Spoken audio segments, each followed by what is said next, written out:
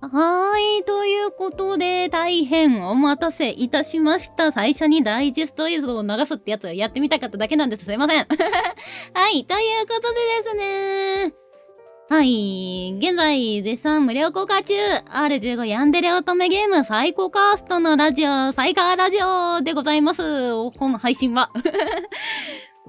ということで、まあパーソナリティは、まあヤンデレ沼に沈んで早数年沼の底から皆様においでおいでしてます。不定期の何か兼生産者、ライガー、最古高校の放送部からお送りします。ということで。はい。まあ、まずですね、先に改めまして、歌詞を伝えさせていただきますと、サイコカースト 1000DL 突破ありがとうございます。なんかつい先ほど確認してみたら 1500DL いってました。まさか、公開からね、1ヶ月も経たないうちにこんなに遊んでいただけてるとは思ってなくて、もうすごく嬉しいです。ありがとうございます。嬉しいと同時にもう本当に私は誰かのトラウマを作ってないかととても心配です。ね、楽しんでくれてるならいいんだけどね。ということで、はい。今回の、よいしょ。流れをまず説明しましょうかね。お待ちしておりました。はい、こんばんは。あ、また来てくださりありがとうございます。ということで、ちょっとね、最初に、まあ、どんな感じでやっていくのっていう予定をちょっと表示しようか。ポン。ということで、はい、だいたいこんな感じです。ね、2時間ぐらいのラジオを予定はしてるんですけども、私、終わる作業するもので、予定時間より長くなる可能性全然ありますので、ね、ちょっとそちらを、まあ、考えておいてください。ということで、まあ、アーカイブは残ります。では、まずね、まあ、挨拶して、人気投票の結果発表、ゲーム制作の裏話、で、まあ、ヤバオ投票の結果発表、で、ヤンデレを作ろうっていうことで、まあ、簡単なミニゲームやりまして、お便りのコーナーやって、おしまい、みたいな感じですかね。大体の流れで言うと。まあ、そんな感じでやっていきます。でですね、まあ、そんな感じの流れですので、サイコカースト、ね、多分ここに来てくださってんのは、プレイした方だと勝手に思ってはおりますが、注意喚起させていただきます。ね、R15 ヤンデレ乙女ゲームサイコカーストは、まあ概要欄にブーストノベルゲームコレクションさんのリンク貼っているんですけども、ね、バリバリに今回ネタバレ含んで話していきます。てかネタバレしかないです。ということでね、まあもし遊んだことない方がいらっしゃいましたら先にね、遊んでから来た方がいいとだけ言っておきます。ね、Mac や Windows のパソコンでじっくり遊びたいなーって、ダウンロードしたいなーって方はブース、スマホで少しずつ遊びたいなーって方はノベルゲームコレクションさんが向いてるかと思います。ということで、はい、一応言ったぞ。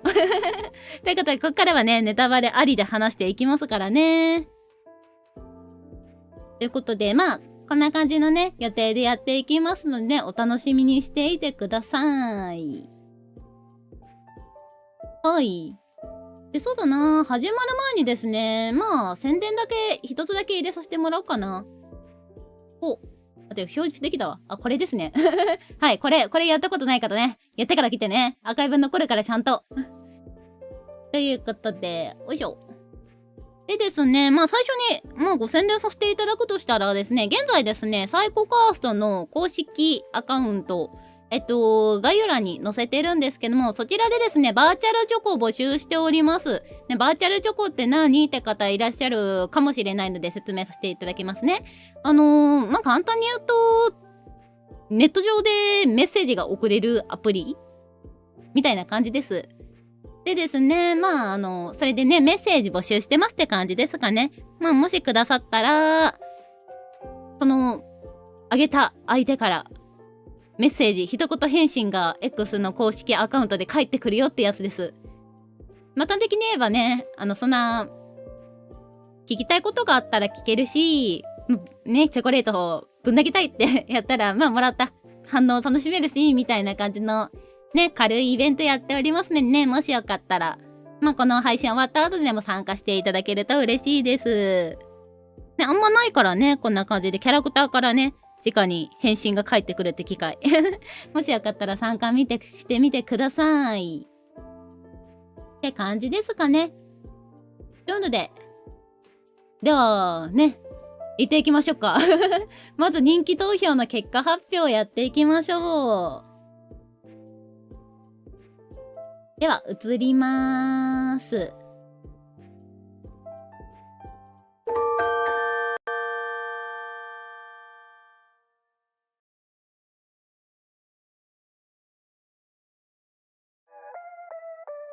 はい。ということで、移ってまいりました。ね、サイコカーストですね、全クリア後にアンケートを募集しておりまして、ね、そちらにね、今、23名の方に回答をいただいてるんですけど、人気投票の結果発表をやっていきましょうか。ね、まあ、現時点のランキングなんで、まあ、今後ね、アンケート回答期限無期限ですし、どんどん結果変わってくるとは思うんですけど、現時点のランキングですね。で、この3人、ね、赤座と、相馬と、みずきちゃんなんですけど、結構、ランキング最初競ってて、ね、同率1位になったりとか、してたんですけど、現在、ビュンととあるキャラが飛び出しました。っていうので、はい、じゃあ、ね、まあ、3位から発表していきましょうか。まあ、3人しかいないしね。ということで、はい、第3位。ねかしまみずきということで、みずきちゃんです。ね、みずきちゃんへ票を入れてくださった方が結構いて、私すごい嬉しかった。でね、今回ね、攻略対象がね、この赤座と相馬だからね、どうしてもこの2人に票が偏るかと思ったんですがね、みずきちゃんもちゃんと皆さん愛していただいて、すごく嬉しいです。なので、ですね、票入れた理由をね、匿名で簡単にご紹介させていただきますと、理由がですね、イケメン力ナンバーワンとか、可愛くて優しくて頼りになる女の子に即応じしましただとか、ね、女の勘当たりすぎててかっこいい大好きだったりとか、互いに尊重し合う関係が素敵だったりとかね、そんな感じの、まあ強い女の子ってところに惹かれた人が多かったかなって感じですね。わかる。すごくわかる。ね、ライは一番推してます、みずきちゃんを。でね、みずきちゃんのイケメン力にね、皆さん、惚れ込んでくださってるみたいですね。すごくわかる。ごめんなさいね。わかるしか出てこないわね。ということでね、まあ、結構ね、長文書いてくださった方もいまして。でもさすがにこれ全部紹介するのはなんか違うなと思うので、とかね、その方がちょっと恥ずかしくなっちゃう可能性があるのでね。ね、みずきちゃん今日も大好きです。ね、可愛いもんね。でね、まあそんな感じのところを理由にね、選んでくださった方がおりました。では次、第2位いきましょうか。あ、みずきちゃんのスチルちゃんと用意してた。これね、かわいい。というのでね、まあ、彼女のね、こんな感じのね、ヒロインちゃんに対して誠実に愛してくれるというかね、大切にしてくれているっていうところに皆様惹かれたようですね。ということで第2位は、でん。赤座貴人ということで赤座くんです。第2位。はい。ね、これでもう確実に第1位が決まったわけですが。まあ、とりあえずね、どんな理由で押してくださったのかを説明いたしますと、まあ、彼を押してくれる人はですね、支配的な面とか、まあ、6年間一途だった面を好きってなってる方が多い印象でしたね。で、まあ、ピックアップさせてもらうと、ね、これ誰かの意見というか、誰かからもらったコメントというよりかはね、まとめたみたいな感じなんですけど、まあ、最初はヒロインを後悔させようとしてたのに、最後はヒロインラブの完璧彼氏になるところ、だったりとか、ね。可愛い天才はあれかな、みつきちゃんに対してだろうね。あと、隠し系ヤンデレなところ、支配的なところが好きとか、合法的に時間をかけてヒロインを見つけ出すところが胸熱とか、胸熱だったりとか、いい子が脅しの言葉になるのが最高だったりとか、まあ成長して大人になったバッドエンド赤座が性癖に刺さりましたとか、裏ではちゃんと努力していたり、まあ実はおみくじの運も気にしてしまうところが可愛い。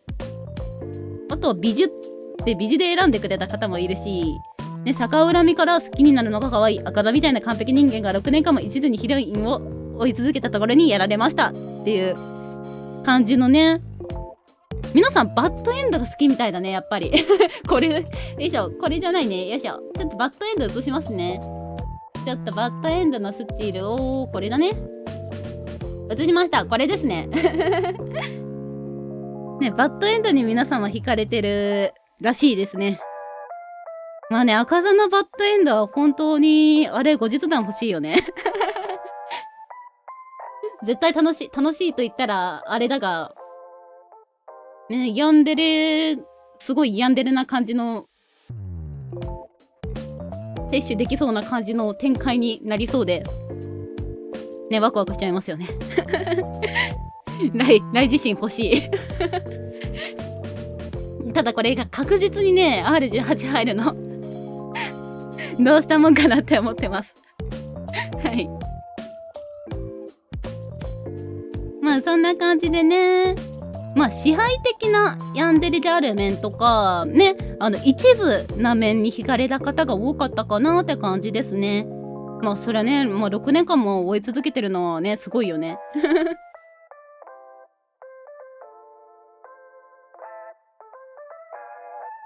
といった感じかな。あとは、まあ、ね、M 気があるから、赤田くんの S のところに惹かれたっていう方もいらっしゃいましたね。語るとき楽しそうに話すの大変可愛い。いっぱい語ってほしい。ああ、めっちゃ語ってくれるよね、歴史ね。あれはね、普通に赤田くんが好きだからですね。歴史とかね、神話とかね、そういった感じのなんか、まあ過去っていうかね、まあ世界史とかも多分好きだろうし、もう全体的に人間の歴史が好きなんだろうねって感じ。ですかね。もう彼そういったことを話すのがすごい楽しいっていう。まあそうですね、もう皆さんネタバレ知ってらっしゃる前提で、なんでまあ言っちゃうんですけど、まあ彼ってサイコパスじゃないですか。ね、わかりやすくサイコパスじゃないですか。なんですけど、だからこそなんですよね。赤座くんのバッドエンドいいよね。赤座バッド味あるよね。ヤンデレらしいヤンデレエンドだけど、なんというかね、もうその中でも彼らしさが出てる気がしますね。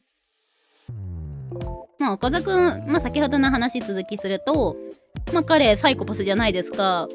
で、まあサイコパスで、まあ彼の持ってる特性としては、ね、人の気持ち、共感ができないなんですね。普通の人のような、まあ喜怒哀楽を強く感じられないというか、ここら辺が薄いっていうのがあって、だからこそ好きなんじゃないかな、歴史とか。人の歴史とかがね。人間らしさに惹かれてるんだと思います。彼は。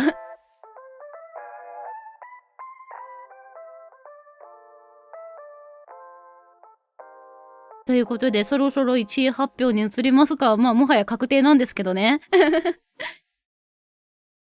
なので、まあ、人気投票1位に選ばれましたのは、まあ、皆さん大好き。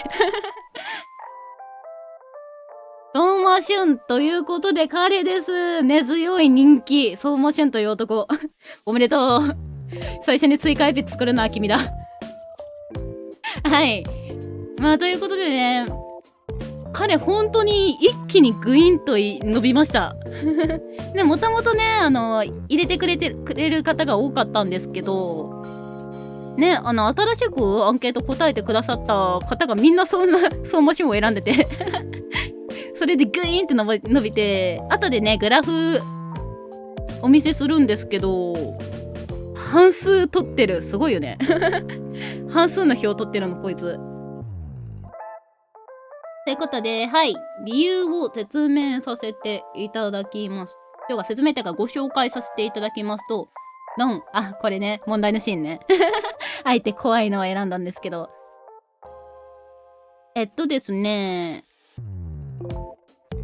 彼を選んでくださった方の理由としては、まあ、依存の深さや、まあ、病的さが際立っていた。まあ、あとは愛が重すぎてヒロインがいないと生きていけないところ。だからまあ、そんな感じでね、まあ、彼の愛がまあね、わかりやすく病んでるというか、病んでるらしい病んでるなところに惹かれた方もいらっしゃいますし、あとはまあ、ちゃん呼びの破壊力、メロい。これね、いろんな方が言ってた。ちゃん呼びね。あとは、童顔なのに背が高いギャップと、病んでる時の顔が好き。とか。ね、犯罪って言われた時の反応がすごく好きって言ってくださった方もいましたね。あと、猫っぽいところだったりとか、まあ、追加エピ読みたいからっていう理由で入れてくださった方もいましたね。あと、まあ、初対面と終盤の激甘さのギャップ。落とされた女性が何人いるか。罪の男だ。沼尾ですよね、相馬俊。ね、あと、まあ、喋り方がどんどん緩くなるところ、まあ、距離感がやばいっていう、距離感がギュッと一気に縮まるところに惹かれたっていう言ってた方も結構いました。ね、実は女遊びしてた、まあ、くずいところ、もういいとか、実は遊び人なところに惹かれてる人も結構いましたね。色っぽい罪とか。あと見た目、ビジュアルについても結構、ビジュがいいっていうのを結構言ってくださってました。ね、見た目が好きすぎる。とかね。で、桜にさらわれそうな美青年って言ってくださってた方もいて、確かにって。まあ見た目だけではかなりね、線の細い美形ですから。あと、ね、バッドエンド。もう結構言われてましたね。相馬のバット好きって言ってくださった方も多くて。ね、ボディタッチ大好きな相馬くんが手を握って隣で眠るだけだったり、まあ、罵られてもいいから声を聞きたいっていうけなげさにやられたって方もいましたね。まあ、やっぱりそういう意味だと前半と終盤のギャップだったり、ちゃん呼びについてでいろんな方が落ちてた印象です。ね、おめでとう、相馬。おめでとうございます。ということで、まあ、グラフ見せましょうか。グラフがね、こんな感じでね、青いところが相馬なんですけど、こんな感じで一気にグイーンって伸びましたね。ね、途中までなんか 30% ぐらいでなんか赤座と競ったりしてたんですけど、すごいよ、今過半数だよ。ということでですね。はい。なんか、これは前に描いた絵なんですけど、おめでとうございます。そのまま、おめでとう。やっぱりお前天才だな。違う意味で。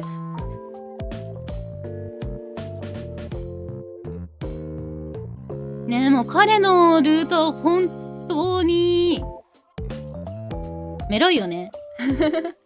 メロいよねっていうか、ね、私が作ったんですけど、私がプレビューしてる間もものすごいドキドキしました、彼のルートは。赤座のルートは別の意味でドキドキしたんですけど。ね、胸キュンというか、近いが多かったのがね。そう。相馬って男なんですよ。顔超近いってプレビューしながら悲鳴上げてましたからね。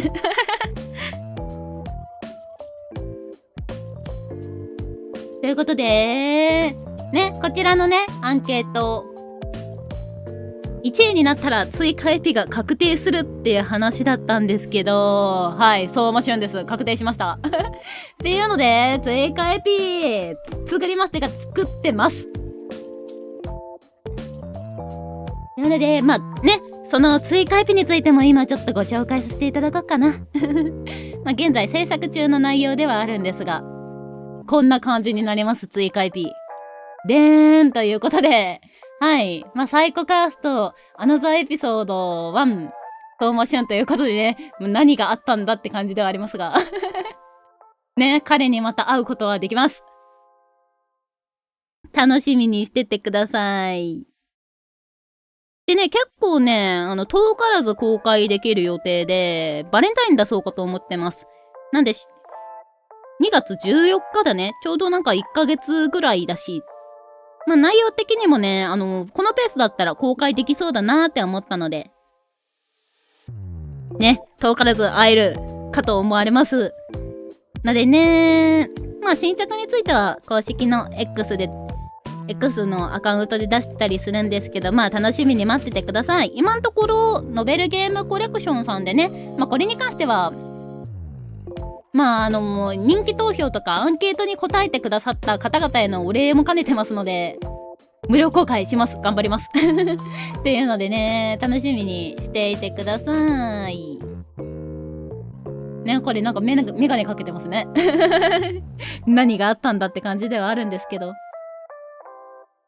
でですね、まあ簡単にあらすじだけご紹介させてもらおうかな。ではまあこのサイドというかね、アナザーストーリーというかアナザーエピソードですねのあらすじ。本当に楽しみです。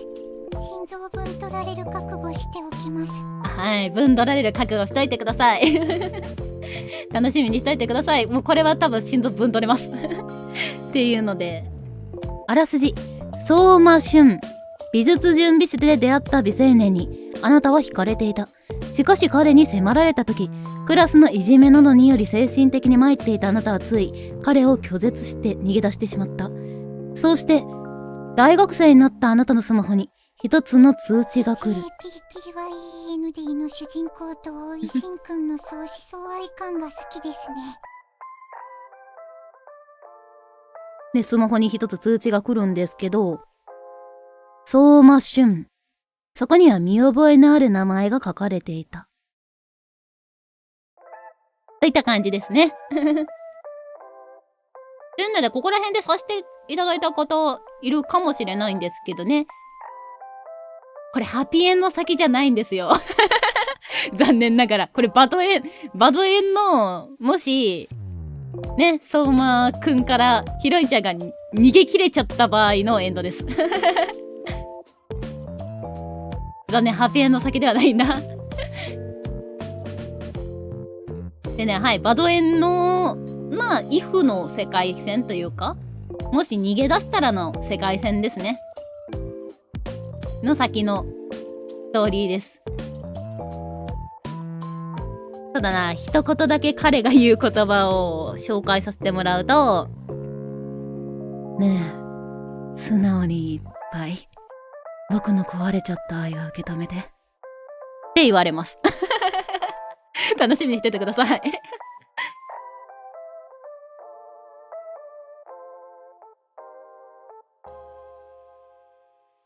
というのでね、はい。まあ、ヒロインちゃんがかわいそうな目に遭うことだけは確定します。かな。なんでね、そっちの心の準備もしつつ、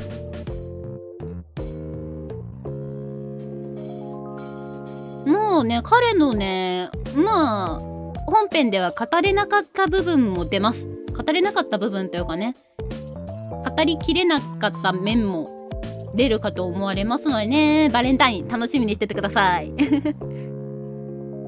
ライからのバレンタインプレゼントです。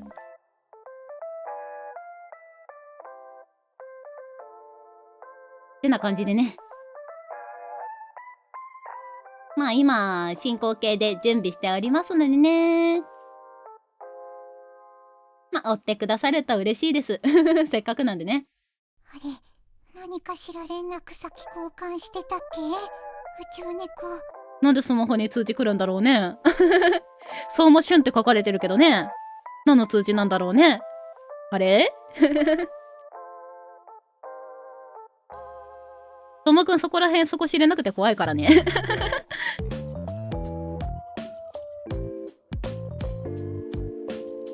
エンドで、まあ、相馬俊、おめでとう。お前が1位だよ、今んとこな。っていうので、まあ人気投票の結果発表はこんな感じです。ということで次に移りましょうか。あ、ああ、させた？よかった。命助かった。よかったです。ではお次のコーナーに移りましょうか。では、いきまーす。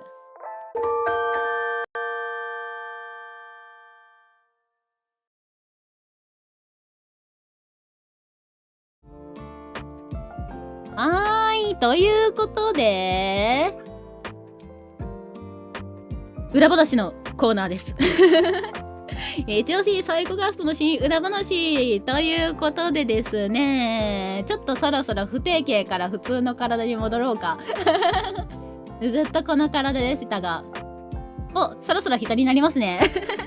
はい、ということでですね、このコーナーでは裏話、ゲーム作った時にどう思ってるみたいなことを話させてもらうんですけど、ね、それにしてもこのゲーム長くて一つエンドを回収するのに6時間超えるっていうなかなかの内容で、全部語りきるのは正直無理ということで、ダイスでですね、チャプターごとに一つ選んでいきたいかと思います。なんで運ですっていうので、25分の1なんですけど、で語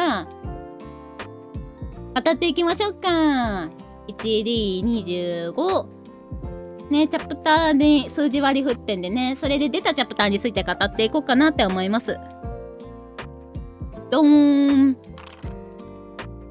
ということで、よいしょ。あら、ダイスが反映されてないわね。反映できるようにしたつもりだったが、あれ。よいしょ、ごめんなさいね。反映されてなかった？反映されてないな。やめとこうか。はい、じゃあ出た出目だけ紹介させていただくと、14ですね。なんで14なんで、よいしょ。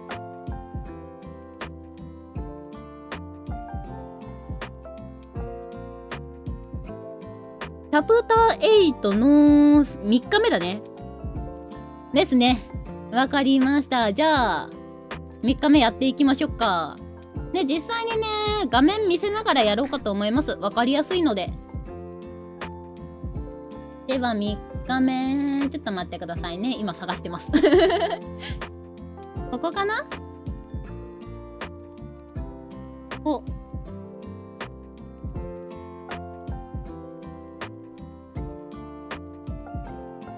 見っけた。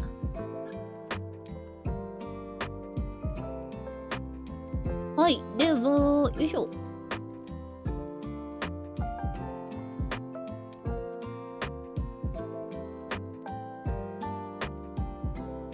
ということで、ちょっとこっち、音を消して、じゃあ、やりながらというかね、ところどころ飛ばしながらなんですけど、振り返っていきましょうか。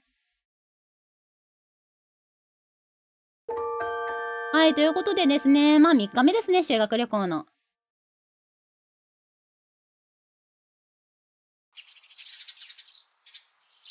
ということで、こちらに関してはね、みずきちゃんとのデートイベントだよね。ね、ハウステンボスでみずきちゃんと遊ぶっていうシーンなんですけど。かわいい、もうほんとかわいいかわいい。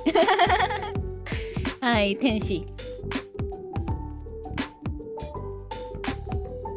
ということで、このイベントは本当に、みつきちゃんがイケメンって感じのシーンだよね。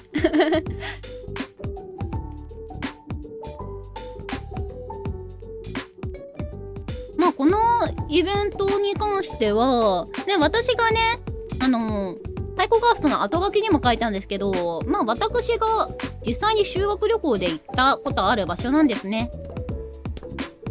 でね、懐かしいなーって思いながら作ってましたね、ここら辺、本当に。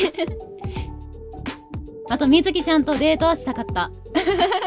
ただしたかった。っていうのと、もうちょっとこれの先にはなってしまうんですけど、ちょっとオート再生にしとこうか。ちなみにこのジェットコースターないっていうのは、今も多分ないと思うけど、本当にVR のジェットコースターしかないみたいで、乗ったことあるんですけど、楽しかったです。VR でね、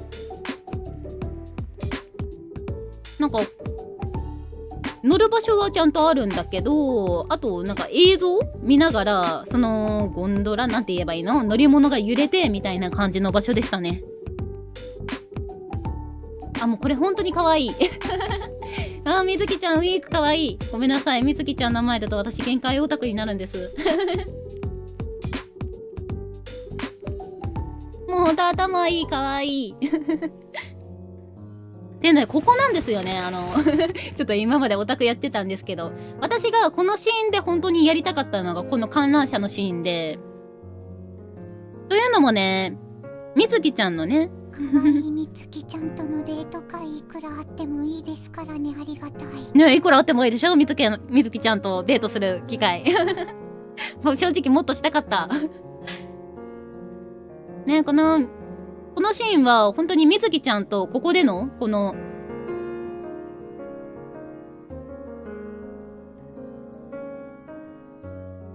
もうちょっと先かな、ほんとかわいい。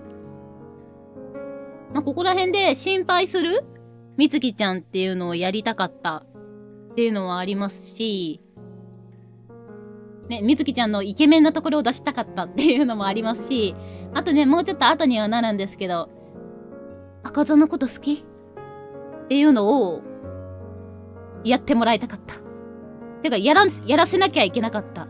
ですかね。ストーリー的な話にはなっちゃうんですけど。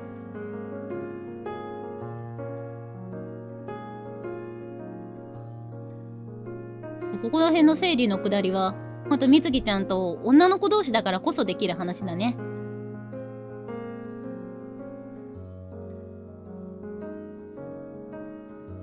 イケメンすぎる。とりあえずお腹温めときなよ。でもほんと優しさが染みますね。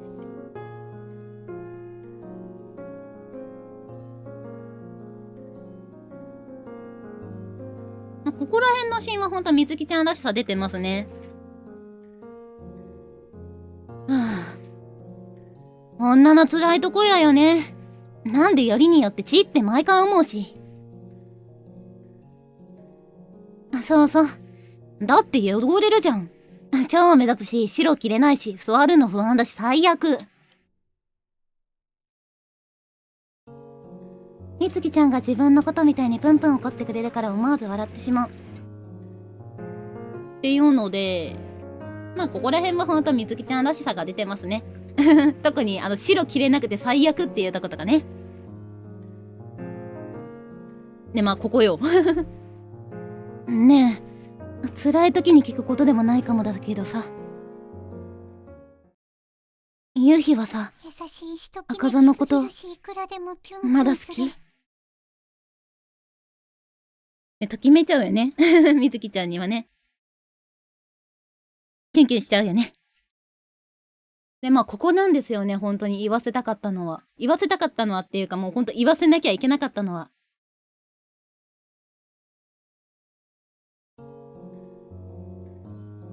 ね、赤座のことまだ好き。というのもね、ここは本当にストーリーに、もう本当関わってくるからって理由があって、このシーンはですね、まあ、観覧車っていうのは決まってなかったんですけど、ストーリーを決めた段階で、こういう展開にしてこういうことを言わせるっていうのは決めてました。みずきちゃんにね。っていうのもね、ここら辺すごい、ややこしいというかね、なかなかに、気まずい状況なんですね。気まずいというか。こんばんは。あ、こんばんは。あ、また来てくださったんですか？ありがとうございます。ね、今、チャプター8の3日目のお話してます。裏話でね。で、まあ、というのも、このゲームのストーリーって、まあ、大体赤座くんがまあメインストーリーっていうことで進んでくじゃないですか。赤座くんに一目惚れして、でそこからなぜか知らないけど距離が縮まって、でもまあ自分も振られてるしっていうので、悩んじゃって、でも思わせぶりで、でまあ最終的にね、あんな感じでいじめとかあって追い詰められちゃって、そこでまさかの赤座くんが好きを自覚して迫ってくるっていう、まさかのストーリー展開なんですけど、その中でね、みずきちゃんって強すぎるんです、本当に。ね、なんでね、ここら辺で、まあ、めたい話なんですけど、みずきちゃんに若干、離れてもらわないといけなかったんですね。っていうのは、みつきちゃんが本当に強すぎて、みつきちゃんって、ね、人気者だし、可愛いし、あと、まあ、こんな、ね、親身になってくれて、ヒロインちゃんのこと大事に思ってくれてるじゃないですか。みつきちゃんがそばにいるままだと、あんな展開にならないんですね、最後の展開に。いじめで心がめちゃくちゃになっちゃう前に、みつきちゃんが助けてくれちゃう。まあ、これはみつきちゃんのね、フレンドエンド見た方。てかまあ、見たら、まあそうなるっていう感じなんですけど、あんな感じになって、みつきちゃんが救ってくれちゃうんですよね。っていうので、まあここら辺でね、まあほんと聞いてくるのが、みつきちゃんももともとは赤座くんのことがね、好きだったらしいというかね、告ったらしいっていうのとか。でまあ、ヒロインちゃんからしたら、まあもしかしたら諦めきれてないんじゃないかとか、ね、みずきちゃんのことを信じたくてもちょっと疑っちゃうんですね。こんなこと聞かれたら。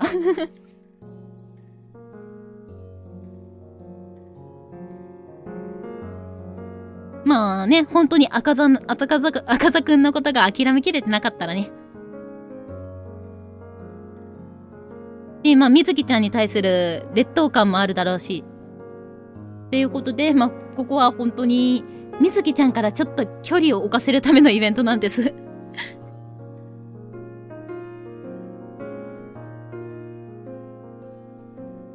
ほんとイケメンすぎるからね、みずきちゃん。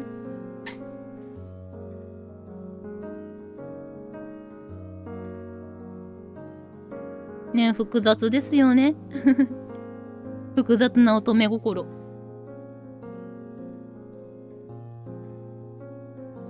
ここでね、友達であることがね、恋人ではなく友達っていうところがね、まあ完全に信用しきれなくなっちゃうっていう、まあ、辛いとこですよね。っていうので、まあそんな感じにしないといけなくて、ここではみずきちゃんからちょっと距離を置くようなイベントが発生しました。ね、このイベントね、まあこうやってね、まあもう諦めたよって言ってもね、結局お腹の痛みでみずきちゃん待たせちゃって罪悪感がってなって、まだ好きって言った先だとね、もう行くかまだ好きの方。ね、これね。こう言っちゃうとみずきちゃんね、ちょっときついこと言っちゃうんですよね。きついことというかね、みずきちゃんにはそんな気なかったんだけど。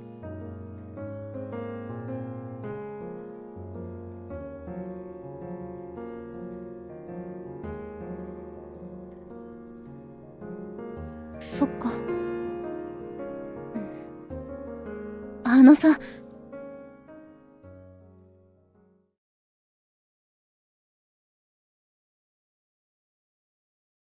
怖いよね。そんな真剣な顔でいきなりね。赤座は、やめた方がいいと思う。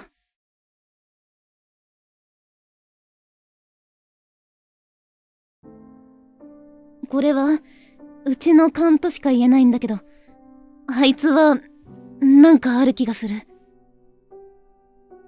ね、これに関してはね、サイドエピソードを見てくださった方、あれを見たからですね。まあ、サイドエピソード見たら、ああ、そういうこと、だから今聞いてきたんだってなるんですけど、ただそれも何も知らない状態だとね、ヒロインちゃん視点からすると、急に赤座のこと好きが聞かれてってだけだから、不安になっちゃうっていうとこもあるんですよね。みずきちゃん側からしたら、ね、前日なんですけどね、赤座が男子たちと、ヒロインちゃんが好きかも的な感じの話をしてるところを聞いちゃって、でも、そんな、赤座ってそんな感じの、自分が好きな子言いふらすような、というか、わざわざ言うようなタイプの男だったっけみたいな感じにみずきちゃんはなって、なんかおかしい、変だって女の勘がね、めっちゃ当たる女の勘が働いてたんですけど、ヒロインちゃんそれ知らないんですよね。っていうすれ違いなんですよ、ここは。だから、まあ本当にみずきちゃんからしたら止めないと。できれば諦めさせてあげないと、あいつはやばいっていう感じだし、でもヒロインちゃんからしたら、でもみずきちゃん昔赤座くんのこと好きだったよねってなるしっていう。でもみずきちゃん信じたいけどってなってるところに、追い打ちいっちゃうんですよね、みずきちゃんが。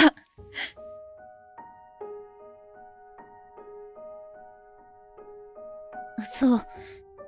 これに関しては、本当にうちの女の勘だから、どこがって言われると説明しにくい。でも何か裏がある気がするっていうか。でもヒロインちゃんからしたら、赤座くんはいい人だって。いい人だからそんなね、悪いとこあるはずない。理由があるなら自分だって思っちゃうっていうね。そうなんですよ。みつきちゃんはね、本当に、ね、ヒロインちゃんのことを思って話してくれてるんですけど、すれ違っちゃうんですよね。まあ、みずきちゃんも完璧じゃないからね。そうなんですよね。すべてね、ヒロインちゃんのための行動なのにすれ違ってるんです。かわいそうなことに。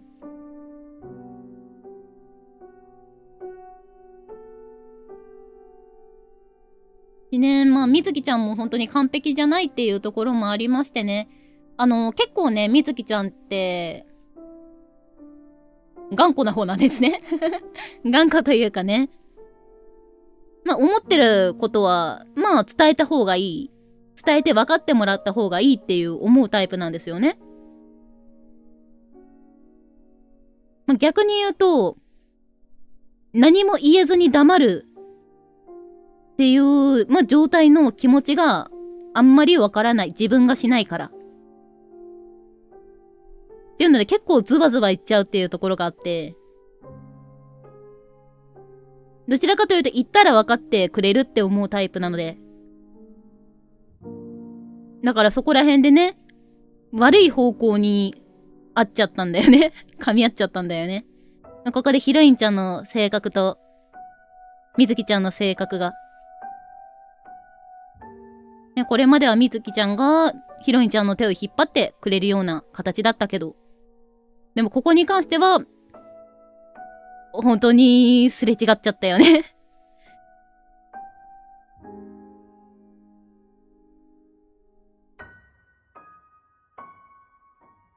お互いに思い合ってるのに、すれ違っちゃうっていう。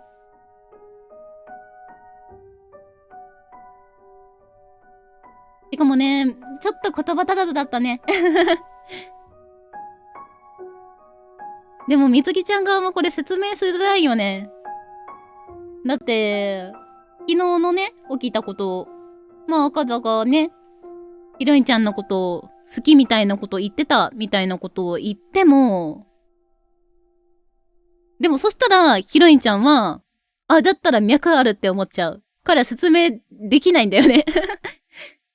うまいこと説明ができない。状況的に。だって、でも、そのヒロインちゃんが好きっていう言ってたところを伏せちゃうと、何が赤座の悪いとこかもわからないっていう。赤座の裏がありそうなところかがわからないっていうね。説明できない状況なんだよね。だから、みつきちゃん側もう本当何言うかは悩んでると思う、ここは。どうやって伝えようっていうのは。悩みながら喋ってたよね、彼女も。ね、こうなっちゃうんですよ。もしかして、みつきちゃんも、まだ赤座くんのことは諦めきれてないんじゃ。って思っちゃうんだよね。ね、ごめんね、今日よく噛むね。なんだかんだ私も緊張してるのかも。しかもこの状況ね、ヒロインちゃん結構、気持ちが沈んでるというかね、まあ、ちょうどお腹痛い生理中っていうこともあるし、あとはまあこういう感じの話題なこともあるしっていうのもあってね、落ち込んじゃって、っと卑屈な感じになっちゃってっていうので。説明しづらいよね。鑑定説明しづらいよね。説明できないから勘だもんね。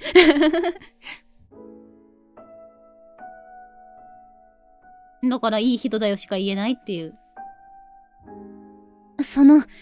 いい人なのが危険なの。うち、嫌でさ、夕日が赤座のこと考えて、辛い気持ちになるの見てきたから。あんたがそれでも、赤座が好きって言うなら、うちには止められない。でも、あんたに赤座は釣り合わないよ。ってね、もう、もう。ね、みずきちゃんもヒロインちゃんもお互いの気持ちが理解できるから余計に許せないっていうね。そうなんですよね。ここ本当にみずきちゃん側すると、赤座なんかは釣り合わないなんですね。ね、みずきちゃんかなりヒロインちゃんのことを評価してるというかね。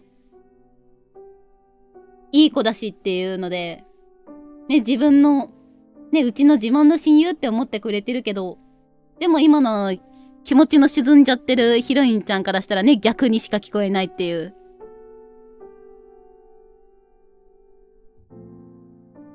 しかもそれを、こんな感じのキラキラした感じのね、可愛いみずきちゃんが言っちゃうからこそぐさっとくるっていう。本当にすれ違いのシーンですよ、ここは。作っててすごい辛かった。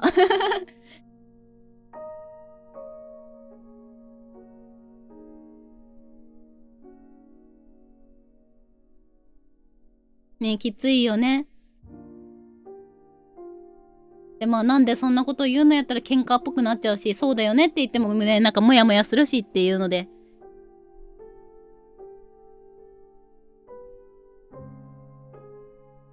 あえてきつい方行こっか。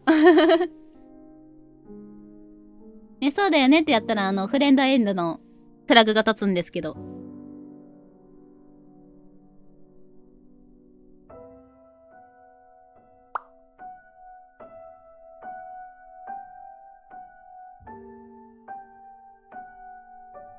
ね、これは本当にみずきちゃんに言われるからこそ響くよ。響くというかきついよね。ね、みずきちゃんの言葉の説得力が悪い方向に働いちゃったそうなんですよ。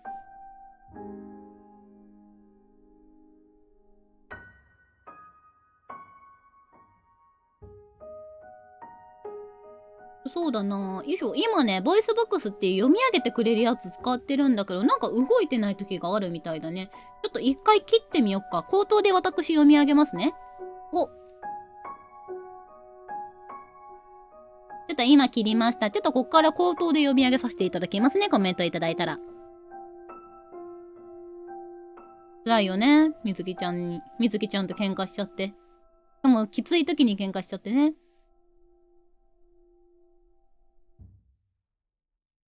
違う。うち、そういう意味で言ったんじゃ。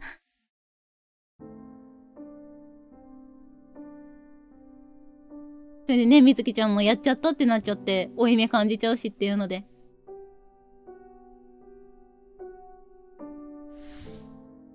ごめん。ごめんね。しんどい時に。ごめん。ねえ、もうこのごめんも何に対するごめんなのかわかんないんだよね。もう。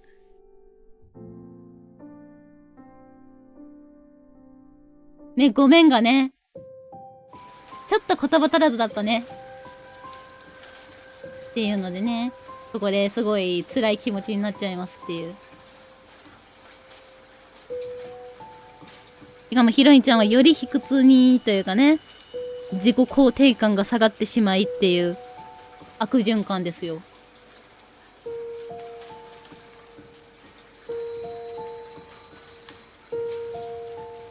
でですね、ここら辺でね、なんでヒロインちゃんがこの段階で、かなり自己肯定感が下がってしまったのかについて簡単に説明しますと、ヤンデレ男2人と関わってしまったからですね。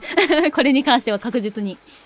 なんというのも、赤座くんと相馬くんの、言動とかね、思い返してもらうと、彼ら上から目線でしか話してないんですね。って言ったらあれなんですけど、まあこちらQ&A にも載せた内容なんですけどね。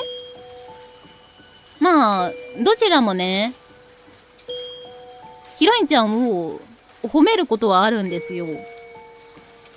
でも、偉いとか、いい子とか、まあいい子はもっと後だけど、まあ偉いとか、まあ、すごいねとか言うこともあったりするけど、でも、なんかどっかで上から目線、ちょっと上のところから言ってるんですね。っていうので、そこで、まあ差がついちゃうというかね、気持ちに差がついちゃうんですよ。というのも、ヒロインちゃんが彼らを見上げる構図になる。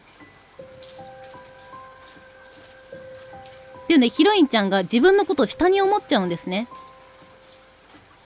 まあ彼らはすごいけど、まあ、自分は運よく構ってもらえてるみたいな。っ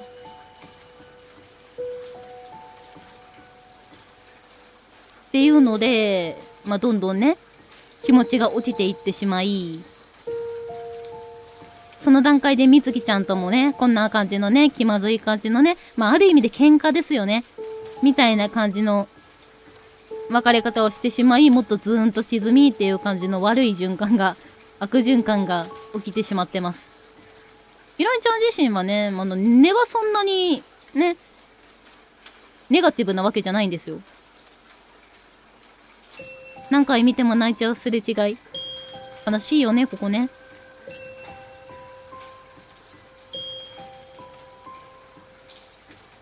ヒロインちゃんね、最初の方を思い返してもらうと結構明るい感じに捉えてるんですよ。ね、本当に、ね、赤座くんと同じクラスになれたらいいな、みたいなことを、さらっと考えちゃうくらいにはちょっとポジティブ、ポジティブというかね、明るい、まあ、ちょっとちゃっかりした面もあるような子だったんですけどね。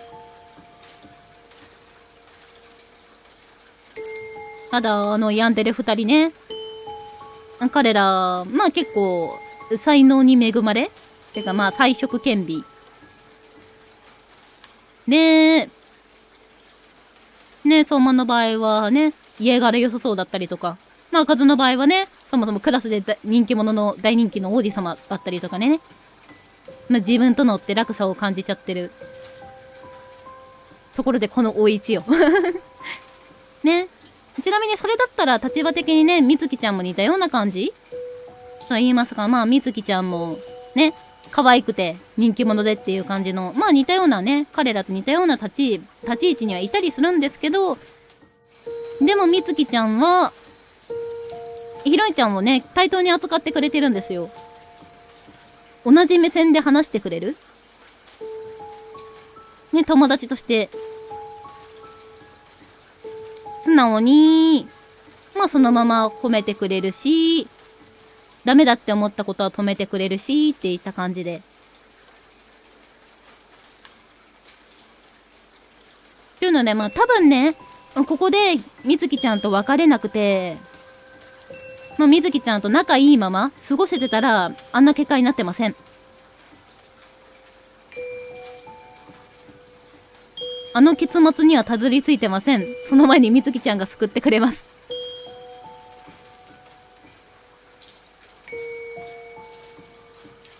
っていうのでね、しぶしぶ作ったよね。このイベントは。ねえ、辛いですよね。みずきちゃんと。そう。お互いに気を使っちゃってね。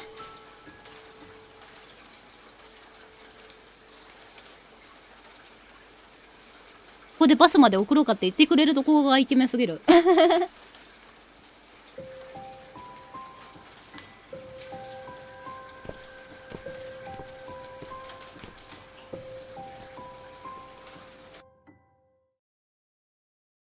というのでね、イルミネーションですね。このシーンは。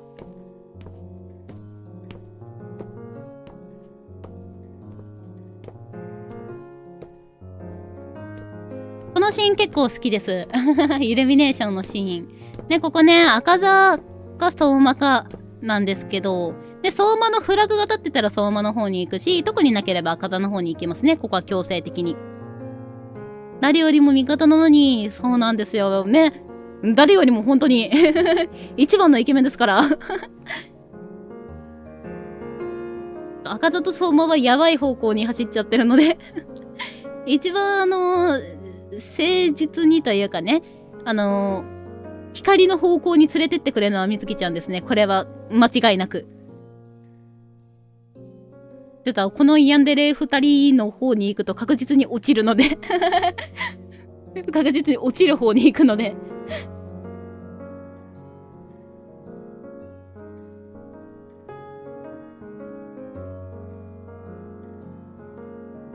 で、まあ赤いイルミネーションですね。今は相馬のフラグが立ってないからなんですけど。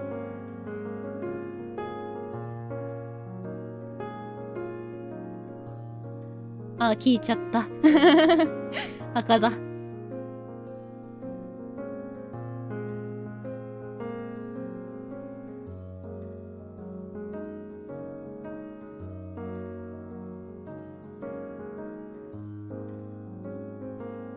でも思わせぶりなねことしてね。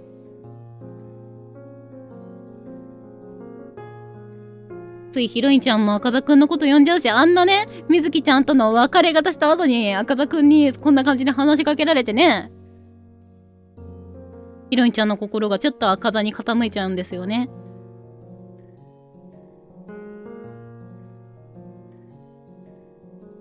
せっかくなんでちょっとやりましょうか。これ生配信でやってないもんね。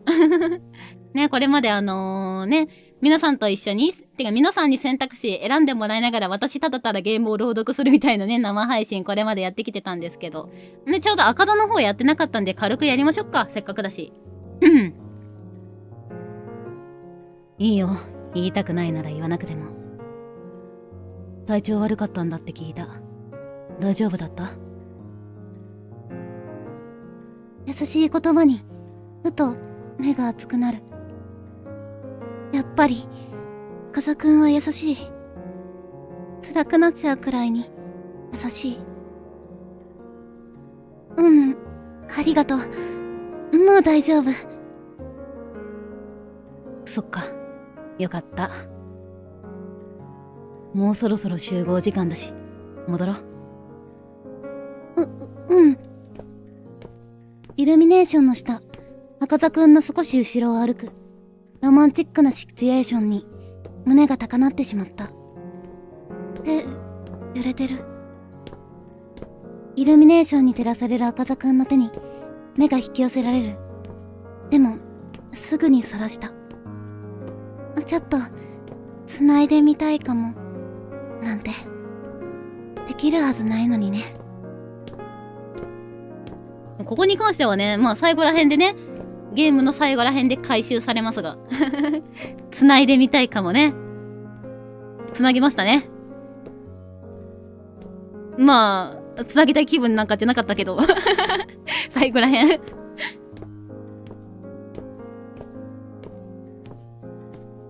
お互い何も話さず歩いていく。イルミネーションが綺麗だからか、ゲートに人は少ない。ね、ハウステンボスは本当にイルミネーションとっても綺麗です。思わせぶり王子だ。これわざとですからね。わざとやってますからね、彼。しかも、この段階だとマジでね、ヒロインちゃんの心を自分に傾かせるためにやってますから、本当に計画犯。ひどいやっちゃ。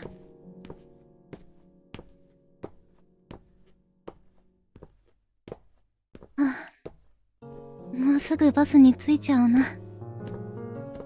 なんて思っていると、ふと、風くんが立ち止まった。ねえ、四つ森さん。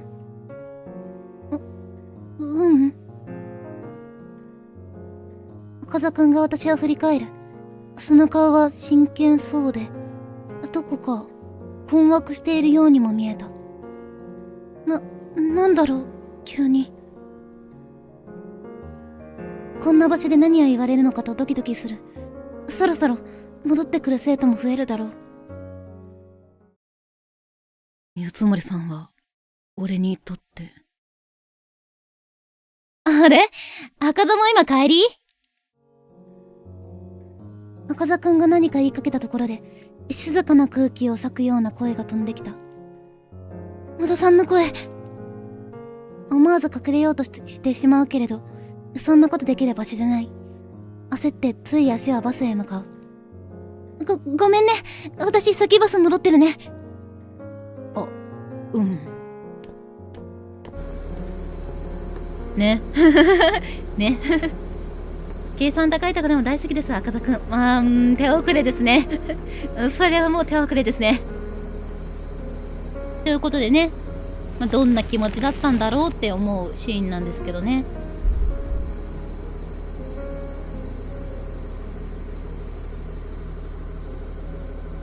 宇津森さんは俺にとって、ここら辺で彼もね、悩んでたんですというかね、彼最終盤で思いを自覚するじゃないですか。あ、これは恋なんだってね。逆に言うとそれまで一切理解してないんですけど。その関係というかで、というかね、この段階でね、ちょっとふわっと、そういう意味で好きなのかも程度には赤座くん思ってます。気づきかけてました、さっき。ただちょっと遮られちゃったんですよね。ここで気づいてたらまだマシだっただろうね。展開というかね、ゲーム的にあんなとこまでヒロインちゃんが追い詰められることはなかっただろうね。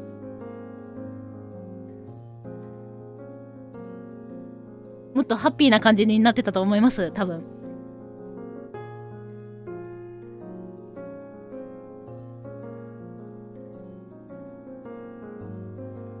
ね、のどさんはわざとですよ。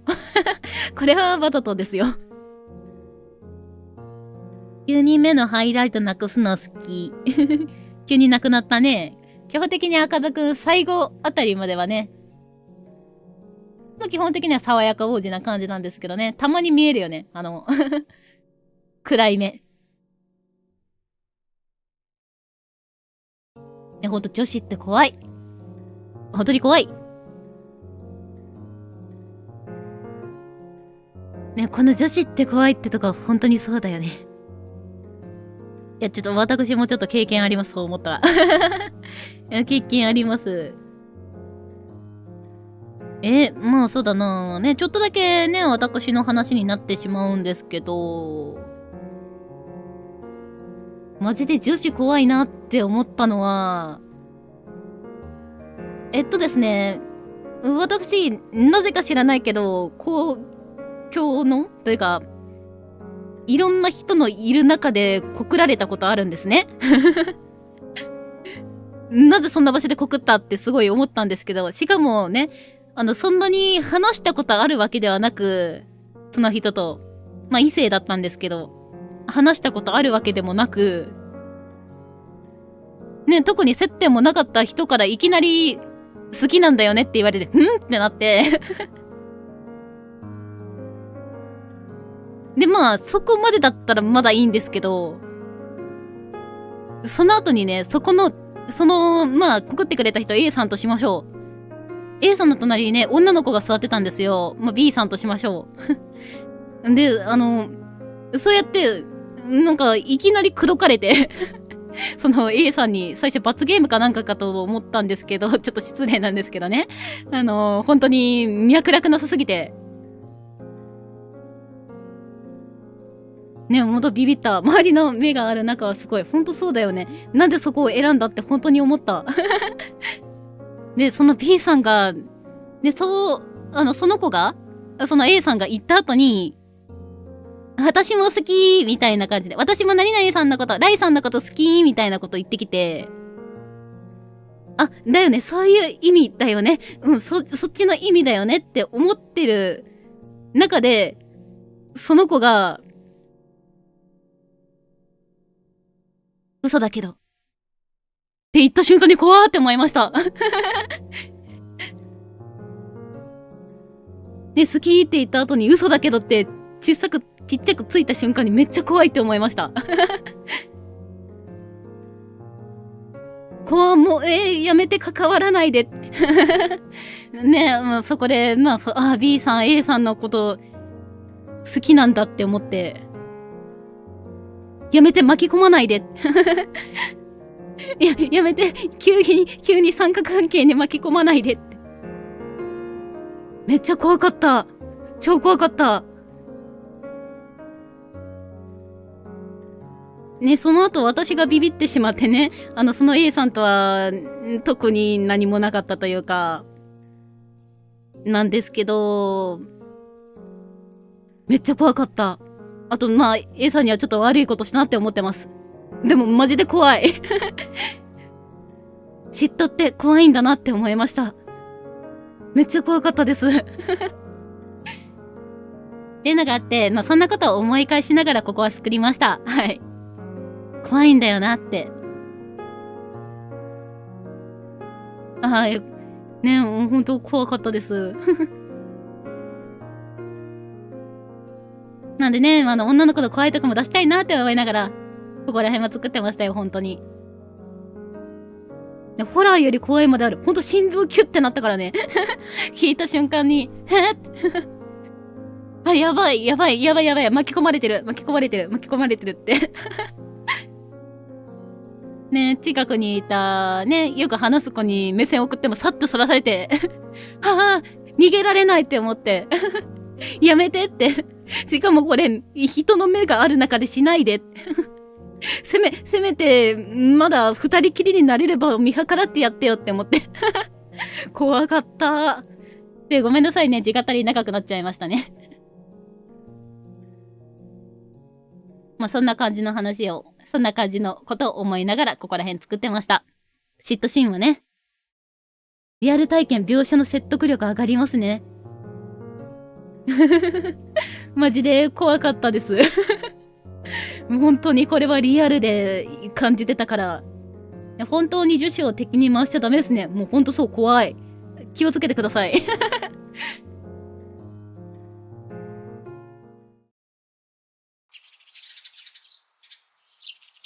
で、まあ、バスは予定通りに学校に到着し、そのまま開催になりましたと。で、帰りのバスの空気はどこか自然を感じて気まずくて、私は寝たふりでごまかしてしまったと。すっごく眠れちゃったね。で、ここでですね、まあ空気が気まずかったっていうのは、どのルートでもね、こうなってると思います。まあね、相馬くんのルートだと最後の赤座くんのイベントないわけじゃないですか。っていうので、なんで起きてるかっていうと、まあ赤座くんのね、サイドストーリー見てみらったら、サイドストーリーだっけね。みずきちゃんの方か。みずきちゃんのサイドストーリーで、まあ赤座くんが男子にいろいろ喋ってたからですね。あれのせいです。視線は、どのルートでも視線を感じるのはアリのせい。赤座くんが、まあ、男子にね、まあ、ヒロインちゃんのこと好きかもって言うわけじゃないですか。で、それで男子の中では赤座がヒロインを好きっていうのが、ヒロインちゃんのこと好きっていうのがで広まってるわけですよ。で、そうするとね、まあ、人の口に戸は立てられるのと言いますか、女子にもじんわり広まるんですね。というか、まあね、中でも同時もあたりが普通にペチャクチャ喋ると思うんでペラペラ喋っちゃうと思うんで、でさ、赤だなって。そのせいです。バス内の空気が気まずいのは。ね、赤座の、まあその男子に好きかもって喋るってのはどのルートでも起きてるので。もうそのせいでバス内部はね、気まずかったり視線を感じたりしました。というので、裏話としてはこんな感じかな。チャプター8の3日目。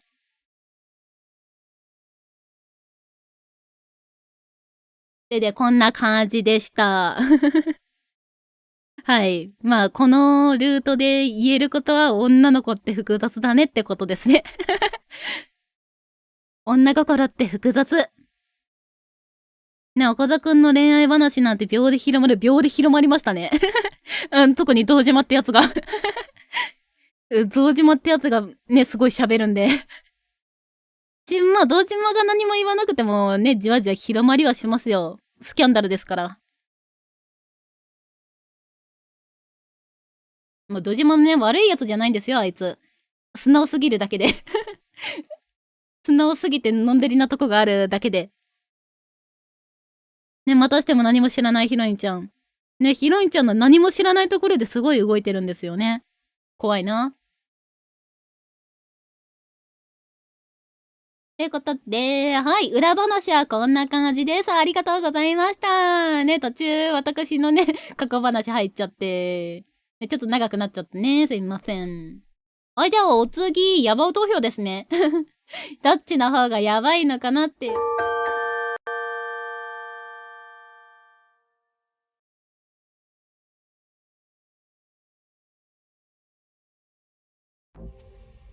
ごめんなさい、めっちゃブチッと切れちゃったね。すいません。というので、はい、ヤバオ投票のお時間です。っていうのもまあ、アンケートの時にね、人気投票と同時にどっちの方がやばいっていう投票を投票をね、アンケートで募集させていただいたんですけど、ちょっとコメント欄が若干ずれてるかな。ちょっと横にずらすね、呼びづらかったよね。ごめんなさいね。よし。っていうので、まあ、結果発表していきましょう。理由と同時に。ではですね、まあ、2人しかいないでランキングつけるのもあれなんですけど、まあ、じゃあ、2位からいきましょうか。はい。では、ヤバオ投票第2位は、でんでん。相馬俊っていうことで、相馬くんでした。もうここでランキング1位が決定しましたが。というので、まあ、なぜ相馬くんがね、選ばれたかという理由を説明させてもらいますと、てか、まあ、お声をね、軽く紹介させてもらいます。あと、部分愛っていうところにやばいなって思った人が多かったみたいですね。まあ、狂気的な面が強かったっていうのと、まあ、あとは、まあ、ありとあらゆる手段で主人公を囲い込むところ、まあ、横から主人公をかっさらったところがすごい。っていうね。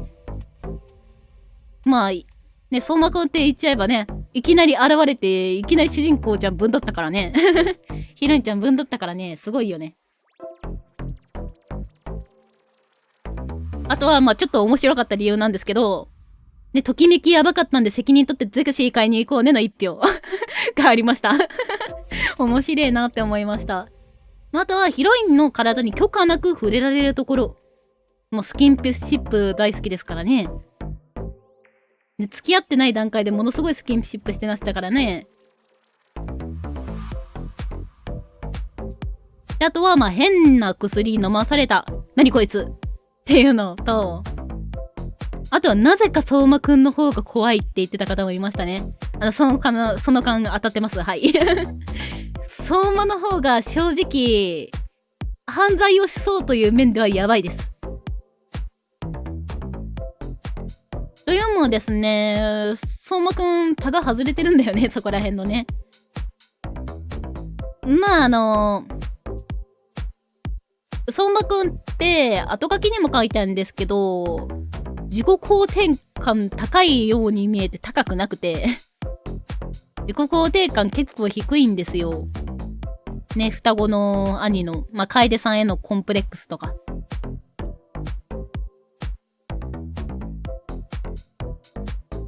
あとはまあ楓の亡くなった原因だからっていうのの自責の気持ちとかね。まあそういうので、まあ自己肯定感が結構低く、まあその関係で、まあ結構病んでるんですね。まあクリアしていただいた方々なら分かってると思いますが、メリバトがやばかったでしょね、バトエもやばかったでしょ。まあ、バッドエンドは、ちょっと相馬も予想外なんですけど、あんな状況になっちゃったのは。よいしょ。じゃあ、相馬のやつを、バッドエンドスチにしとこうかな。こっちにしと、2番の方にしとこう。これですね。でもこれ好きな人多いね。バッドエンね、相馬のね。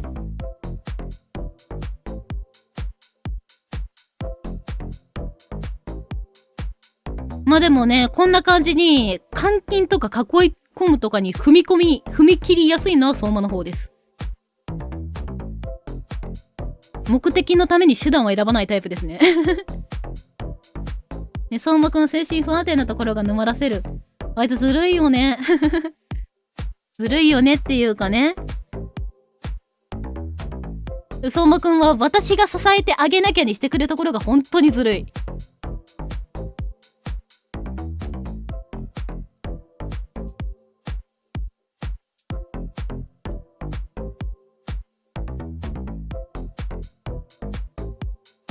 っていうのにね、このスチールよく見たらね、ヒロインちゃんの手がめっちゃ青白かったりするんですよね。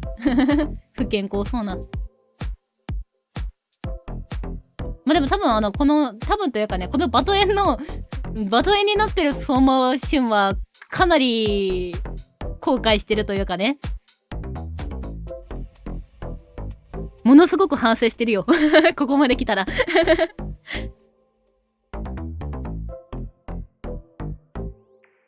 ここまでいったらちょっと、そのやばい面も若干マシになると思う、さすがに。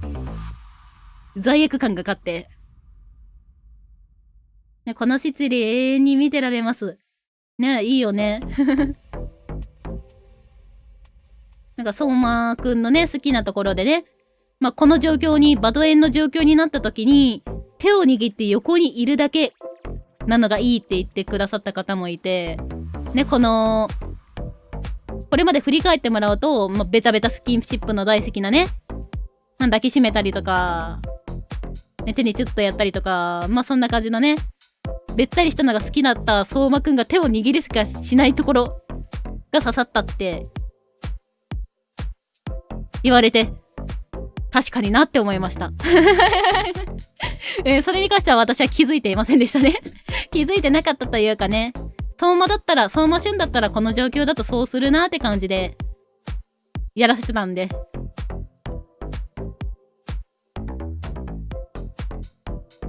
知らないうちに両親と仲良くなってるし、囲われてるし、あんなことあったのに不覚にもときめいてしまう不思議。ときめいちゃったか。末期ですね。ねえ、相馬くんって結構ね、年上に好かれるというかね、懐に入り込むのうまいんですね。まあ、我々も懐に入り込まれてますが。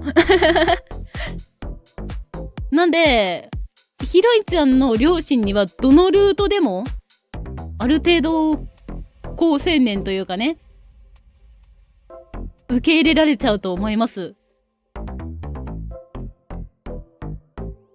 でも彼素直なんですね。これまで思い返してもらっても、嘘は言わないし、まあ、基本的に素直に物伝えてくるし、まあ、あとはね、結構面倒見いいとこがあったりとか、人の話はしっかり聞くし、まあ、精神不安定な状況じゃなければ。あとは、まあ、ヒロインちゃん好き大好きな状態でなければですね。その状態だって聞いてくれないな。まあでもね、他の人相手だと、まあ結構聞いてくれる面もあったりするんで、年上に好かれるんですね、結構。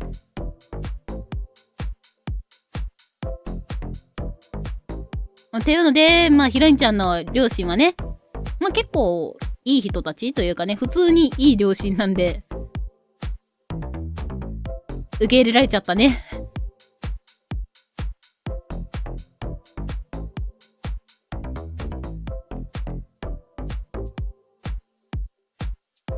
ヒロインちゃんの両親ちゃんもね、相馬俊のこんなことをすることが知らなかったら落ちちゃったんだね。落ちちゃったんだねっていうかね、まあ彼精神不安定なとこ抜けばね、かなりの有料物件というか、そんな感じの男の子なんで、まあ、その精神不安定なところがでかいんだけどね。まあでもヒロインちゃん以外にはあんま見せないからねっていうので、まあ好かれたりしてました。怖い男。というのでね、まあ、ここまで来たらまあ第1位もわかるでしょう。というので、はい、もうおめでとうなのかな、おめでとうございます。若田貴人くん。彼1位です。ね、これ人気投票とは逆に、赤座すごい強いね。ヤバオの方だとすごい強いね。というのも、なぜ赤座を選んだかの理由紹介させてもらうと、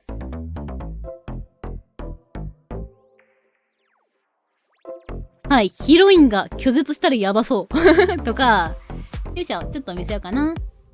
またこれですね。行方をくらますとヒロインへの執着。あとはまあ感情が読めないところ。あとヒロインを孤立させていくところ本当に怖いだったりとか、すべて理解した上で操るところ。ね、一つ上のところでね、操ってくるところが怖いって言ってくださった方もいましたし、まあ、自己肯定感高すぎド S なところっていう自己肯定感の高さについて言ってくれてた人もいますね。高すぎて怖いっていうので。また、まあ、目をつけられた主人公ちゃんに同情しちゃうみたいなのもあったし、まあ、どのルートでも支配したいからっていう、まあ、支配欲が強いところも結構書かれてたかな。意図的にいじめから助けないところが怖いとかもありますね。まあ、わかりやすく怖い。というか、実害が出てるというかね。ね、大人赤座くんの美女がほんと好きすぎる。いいよね、この、髪セットした赤座。ね、学生自体はね、そんなにおしゃれとかね、まあ清潔感あればいいでしょくらいなんですけど、まあここら辺になるとしっかり意識してます。赤座くんも。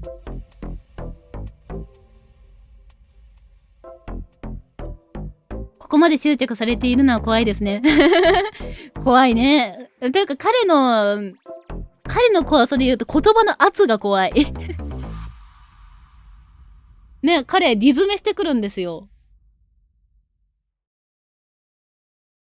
どうしてそんな風に思えるのっていうので。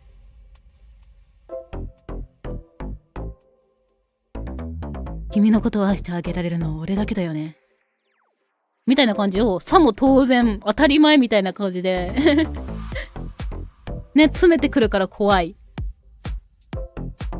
まあね、相馬が、まあ、DV 男とか、そっち系のやばさだとしたら、赤座くんはモラハラだよね。モラハラだよね、もう完全に。ねえ、ヒロインちゃんの精神から潰してくるから、本当にかわいそう。そういう意味では相馬くんのルートの方がちょっとマシまであるね。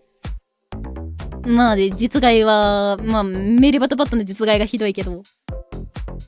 ただ、相馬くんのルートの方だと、まあ、ヒロインちゃんはあくまで基本的には自主的に動いてるから、バター除いて。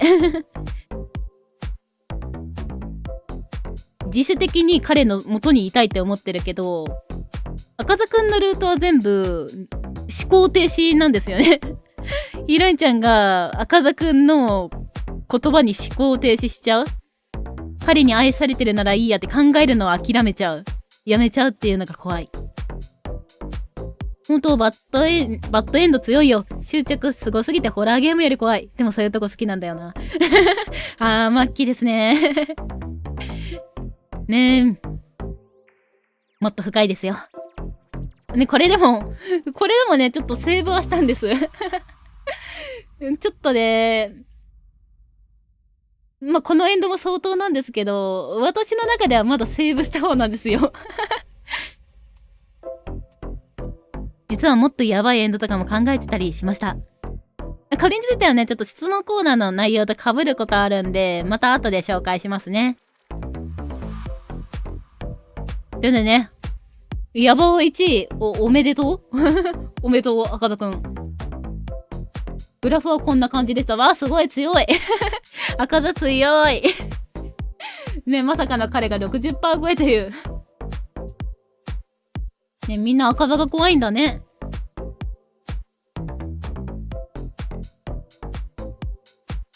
だよね。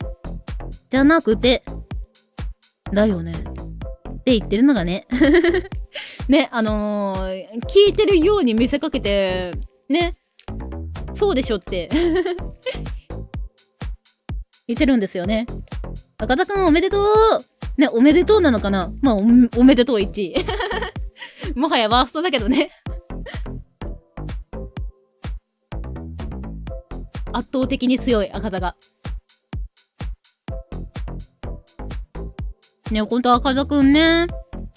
怖いからね。わかる。バッドエンドのプレビューしてる時私もヒュッてなってた。なんだこの男はって。圧倒的赤座くん。ね、強いよね。まあでも、ごまかされないでほしい。相馬も十分やばい。十分やばい。あいつ、言動がいちいち甘いだけでというかね、それをね、怖さを覆い隠しちゃうくらいに甘ったるいだけで、やってることは似たようなもんよ。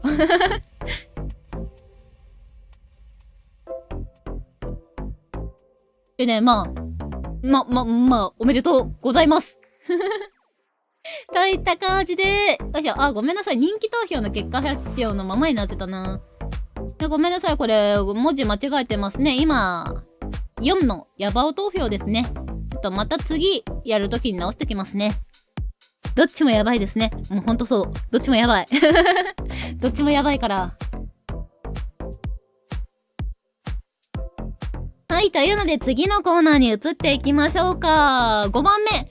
まあ、ミニゲームです。ヤンデレを作ろうっていうことでやっていきましょう。まあ、やってみたらわかる。というので。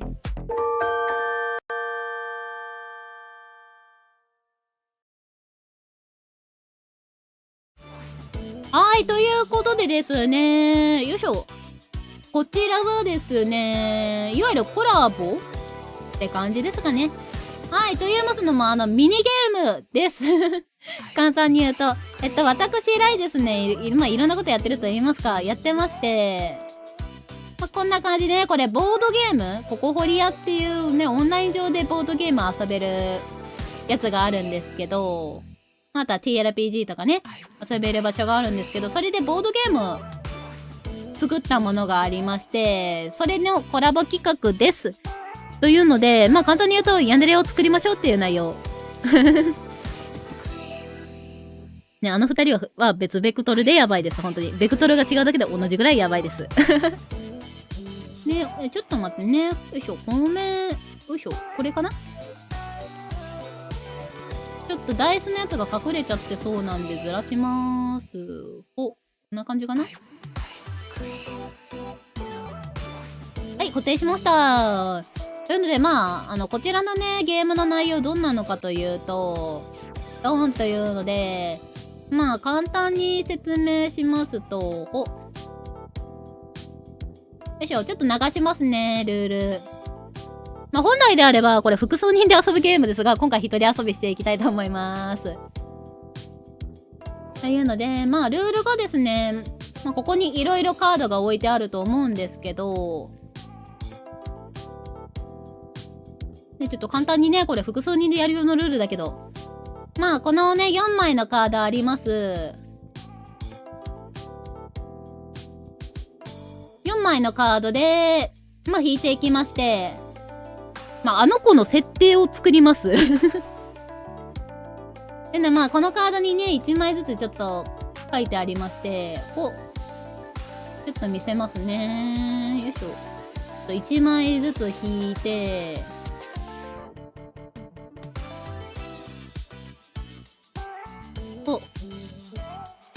ちょっと全体に公開して、ちょっと拡大しましょうか。ちっちゃいね。っていうので、よいしょ。ちょっと待ってね。ど見えますかね？なんかすごいの出てきましたが。ね、この場合は、まあ、どんなあの子かと言いますと、高嶺の花のあの子です。で、性格はクーデレです。なんで、性別は女の子で、なぜか場所が宇宙。コズミック。というので、まあ、この設定の子を、まあ、ここのね、隣にある金色のカードのワードとか、てか要素を使って口説いていくっていう感じのゲームなんですけど、で、この金色のカードのやつで口説いていくみたいな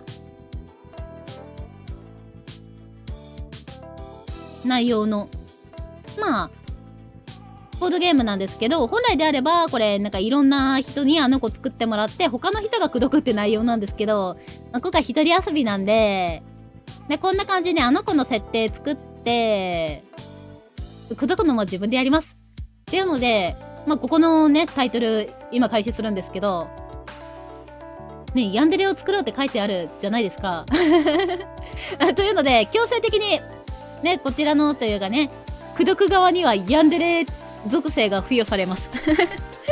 というので、そういうので、ワードでね、なんとかヤンデレっぽい語彙を作って、ね、こんな感じのあの子を口説いていきましょうって感じのミニゲームで遊んでいきたいと思います。はい。っていう一人遊びやっていきます。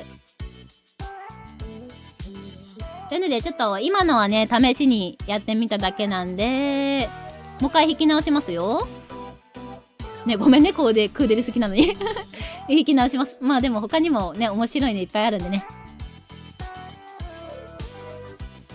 まあ実際にやってみましょうか。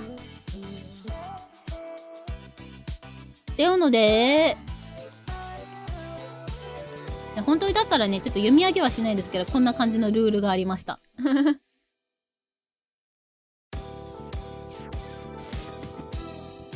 ちょっとルールだけ流しますね。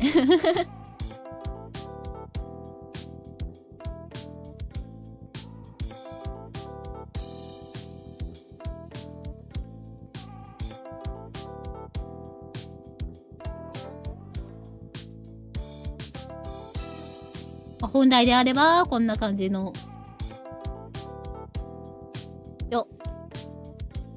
ルールで、まあいろんな人と、というかね、複数人で遊ぶゲームです。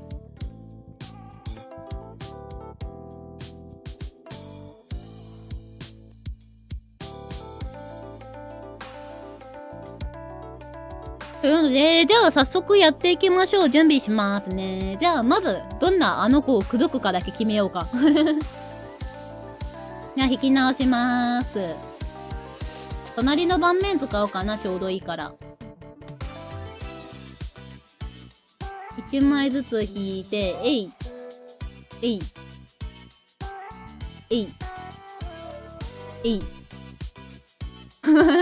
なるほど。はい、じゃあちょっと準備しますね。よいしょ。ちょっと今画面外に行っちゃってるかもしれないけど、ちょっとまた動かすんでお待ちを。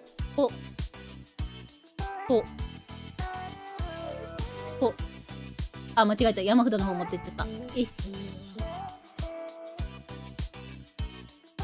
というので移しました。ちょっと引っ張っていきます。でですね。ここですね。はい、どんなあの子か決めたんですけど、なんか面白そうなことになってますね。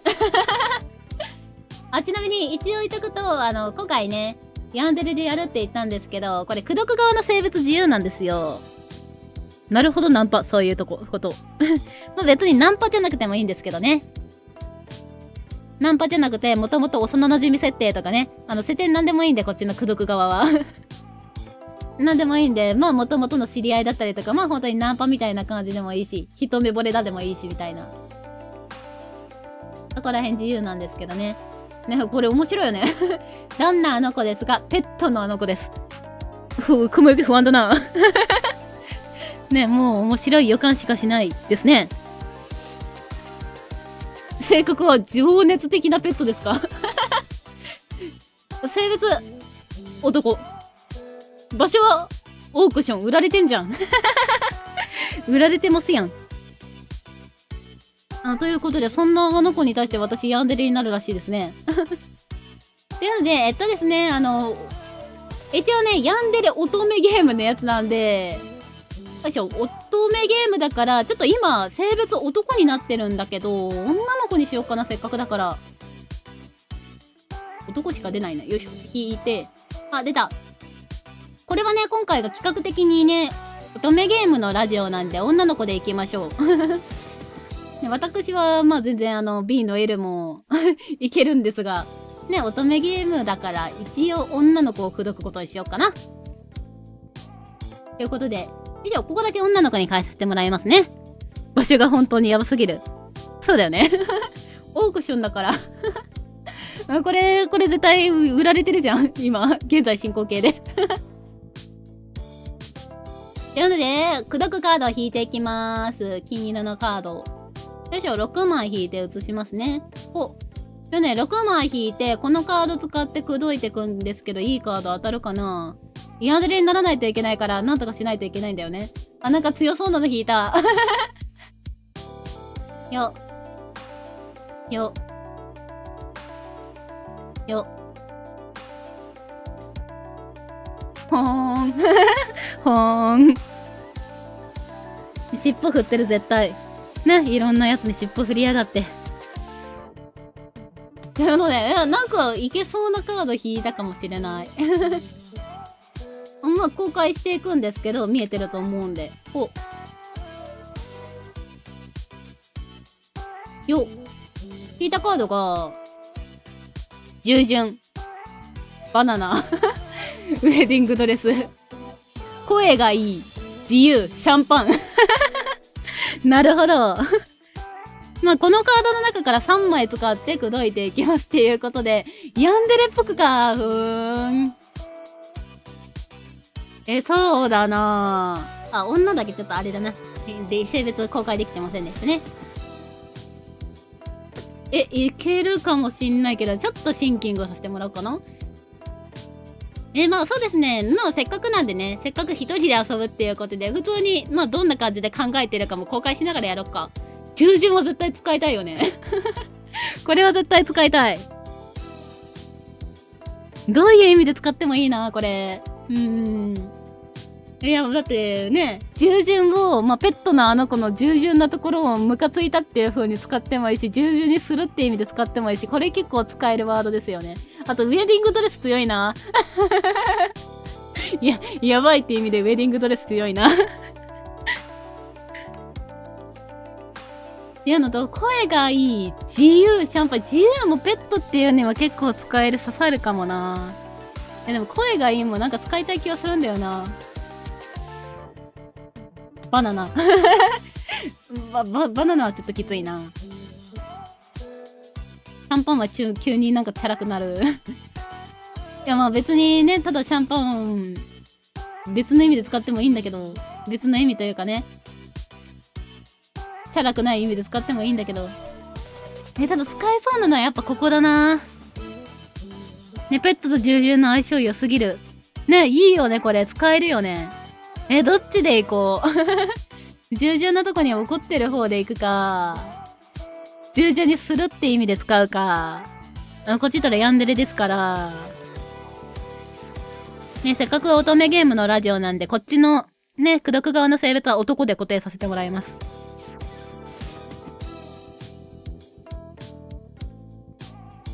でもどんな順で言うかですよね。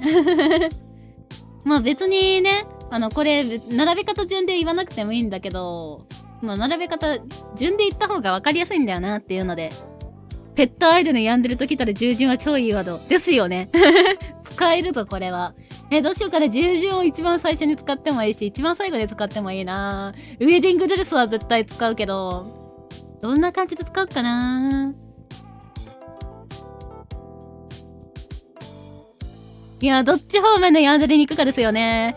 やばい方面で行くか。どうしよう、メロい方面で行ってもいいし。頭のネジ飛んじゃってる系。いけるな。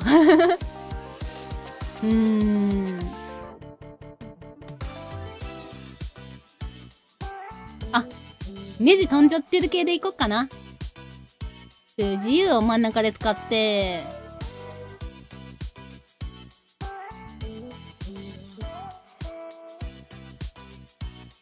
どうしよう。自由と従順。ね、ここって結構相反したワードですよね。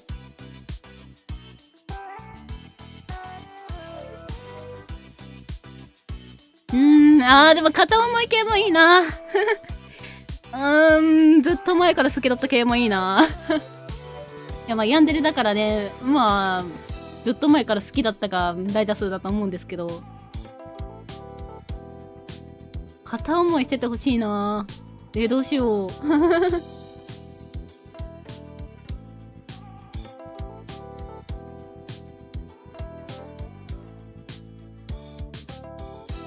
自由にしてあげるよ。どのヤンデレも美味しい。ヤンデレはやばければやばいだけいい。あ、わかる。同じ。そして自由にしてあげるよもいいしな。自由にしてあげるよって言いながらも自由にしてないじゃんでもいいけどな。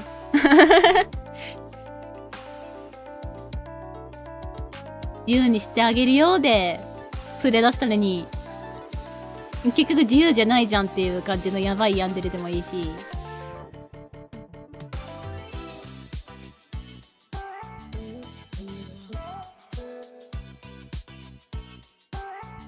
いや、一番最初に自由持ってこようかな。こうしよっか。で、その後に従順でウェディングドレスで行こうかな。これでいけるかな。っていうのでね、こんな感じで、まあ、使うカードを決めましたら、ペットのあの子情熱的な女オークションでやってくんですけど、まあこれね、ロールプレイしながら、てか演技しながら、まあ、ね、セリフを出していくっていうね、まあ、ちょっと難しい感じの、あと羞恥心がある感じのボードゲームなんですけどね。まあもともとが TRPG のお友達と遊びたいみたいな感じで作ったゲームなんで。じゃあちょっとオークション会場に移ろっか、せっかくなんで。よいしょ。オークション。じゃあそうだな、こんな感じで口説こうかな。で、オークション。っ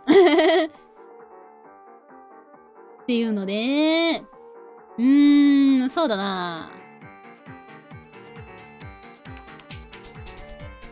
ね、本来だったら相手がいるから掛け合いとかでやるんですけど、どこまでやばくなるのか。まあ一人二役やるいやでもさ、ちょっと、まあ、できなくはないけど、い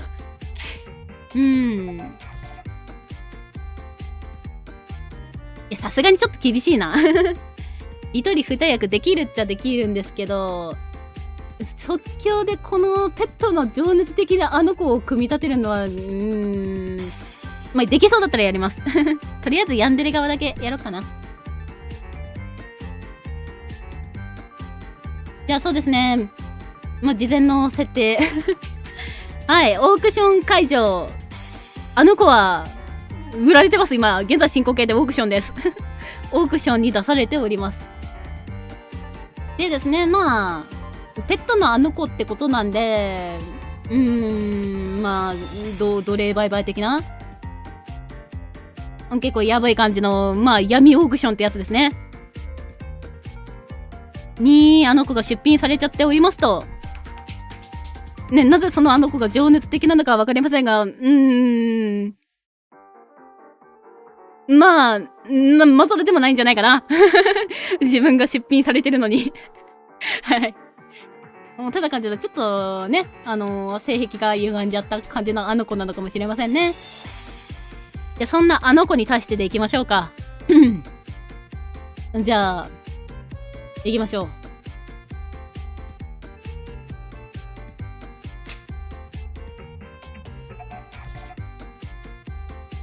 僕はね、自由な君が好きだったんだ。ずーっと見てたよ。ずーっと。まさかこんな場所でまた会えるなんて思ってなかったけど。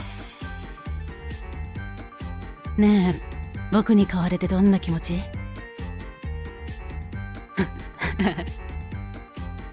自由な君が好きだって思ってたけど、従順な君も悪くないな。ほら、おいで。ウェディングドレスは用意してるんだ。ねえ、結婚しよう。みたいな感じでどうでしょうか。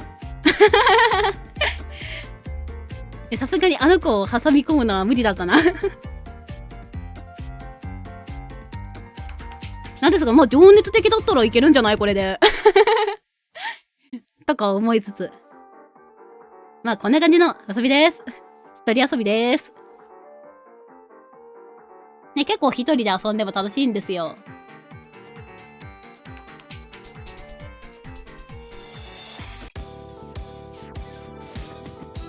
はい。よかった。刺さったよかった。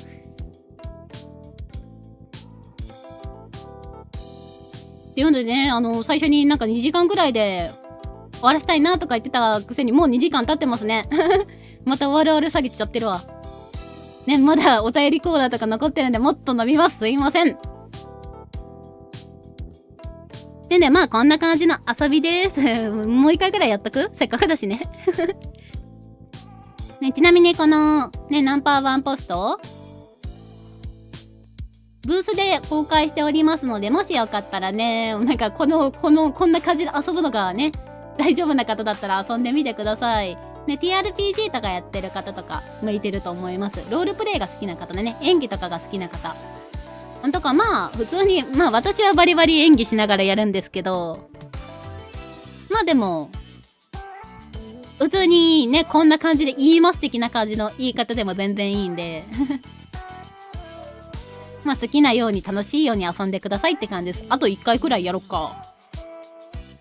じゃあまあ本来のルール通り、使ったカードは捨てまして、あの子は新しく引き直しましょうか。なので、ちょっとここの盤面埋まっちゃったから別の盤面使おうかな。引いていきましょう。お。あの子に壁歪まされたタイプのヤンデレだ、好きすぎる。歪まされちゃってましたね、さっきのはね。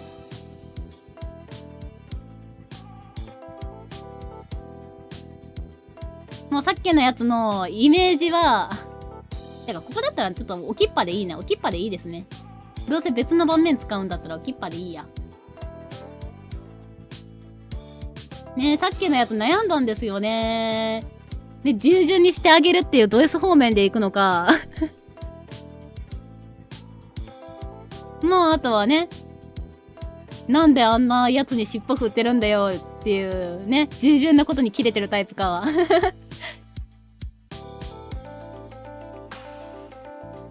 ウェディングドレスの使い方は正直これ以外ポンと浮かべなかったんですけど、結婚しよう以外もう用意してるんだっていう。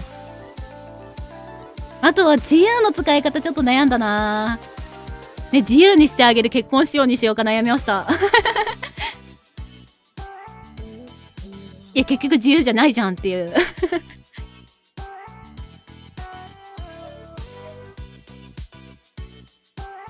自由にしてあげる。さあウェディングドレス着て結婚しようっていう、そんな感じの、いや結局自由じゃないじゃんっていう感じのやつにしてようかちょっと悩んだけど、まあ、ただ相手が情熱的だったから情熱的だったからこっちの方がなんか良さそうだなと思って情熱的かは分かんないけど、まあでも愛がより重く感じるなっていうのでそうしました。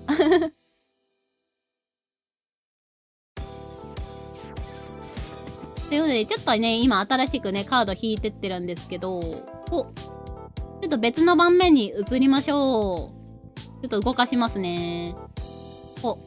ドンドンドンということで、よいしょ。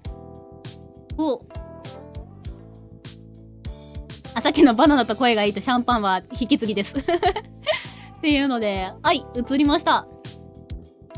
で、これでいきましょう。なんで、まずどんなあの子か、次のあの子はですね、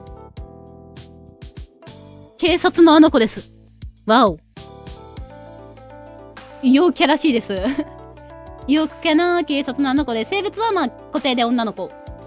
場所は墓地。なぜっていうので、なぜか陽キャな警察の彼女に墓地で告るらしい。何がどうしてそうなった。でちょっと今も手持ちのカードできっついですね。でね、あとはね3枚補充するんですけど、いいカード来るかな。これきっついぞ。よいしょ。でんでんでん。ちょっと待って、きついかもしれない。ち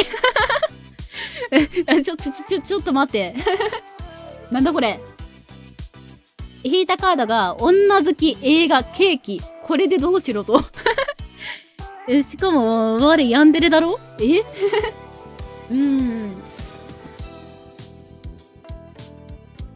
事件で誰か死んでる。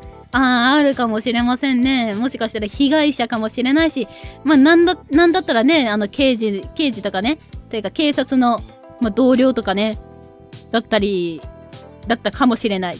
殉職したみたいな。おお、どうやってこれで口説く女好きで映画でケーキ声がいいバナナシャンパン。まあ相手が陽キャだから、陽のものみたいな感じでいけるか墓地にいるよしかも警察でしょ。警察ってことはどういう系のヤンデレで行くべきかね。女好きはまあうちの相馬集見てもらえばわかるんですけど、まあ使いなくはない。まあ相馬の場合女好きっていうよりかは遊んでただけなんだけど遊んでた発散してただけなんだけどい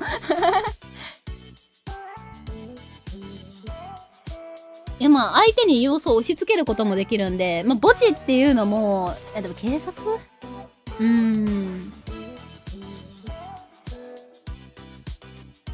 まあ、ケーキは墓地で使えなくはない、お供えとして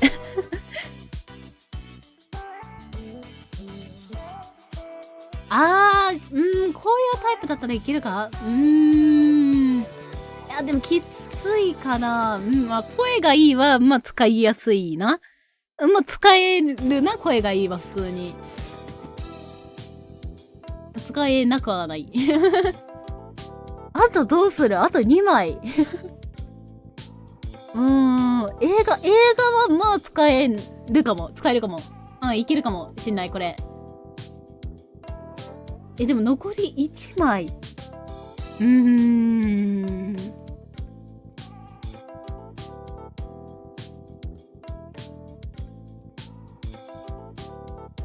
女好きいけるか？もうケーキとかも、形容詞として使えなくはないケーキみたいに可愛いね、みたいな。使えなくはない。映画は使いたいな、あえて。シャンパンは状況的になんか違うな。バナナも、一気にバカっぽくなるな、なんかケーキか女好きかどっちにしよう。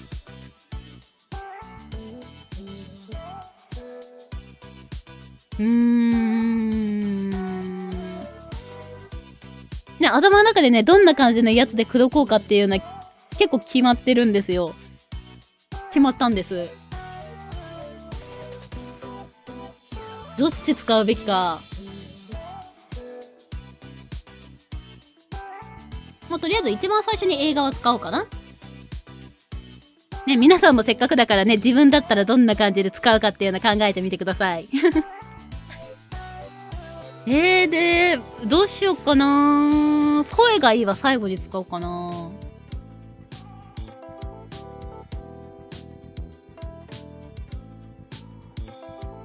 いやでも声がいいじゃなくてケーキ使ってもいいな。女好きとケーキを使っちゃってもいい、ここで。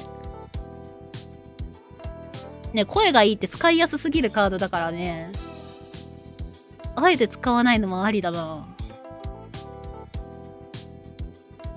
ケーキ使おう。ケーキ使う。ケーキと女好きでいけるかな、これで。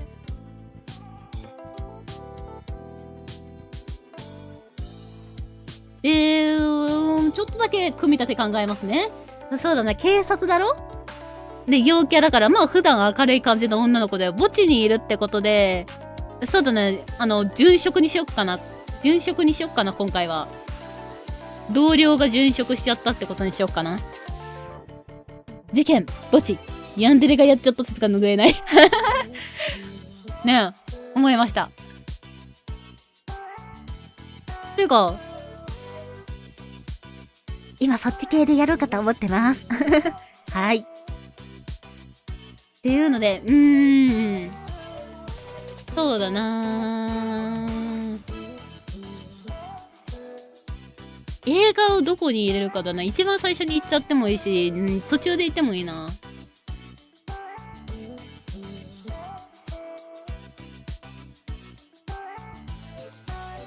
女好きから始まよっかな。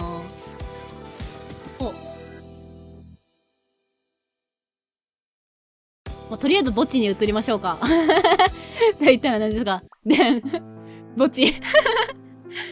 とりあえず墓地に移って、そうだな、BGM ちょっと別の感じにしよっかな。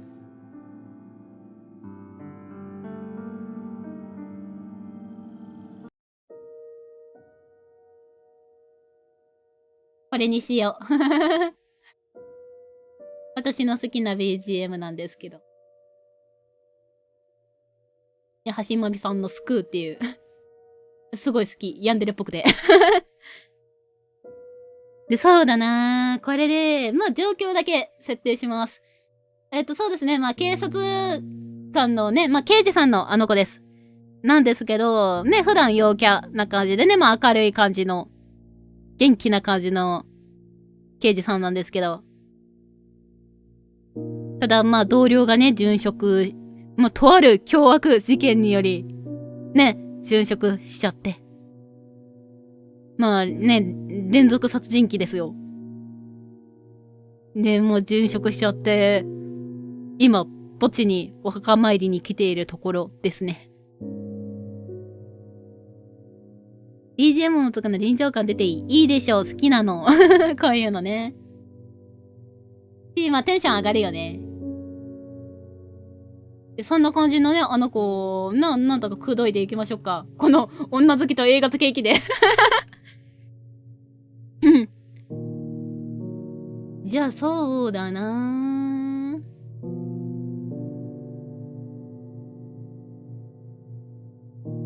これはちょっと掛け合いの方がいいかな。どうだろう。いやでも掛け合わなくてもできるっちゃできるか。まあ、いけるか。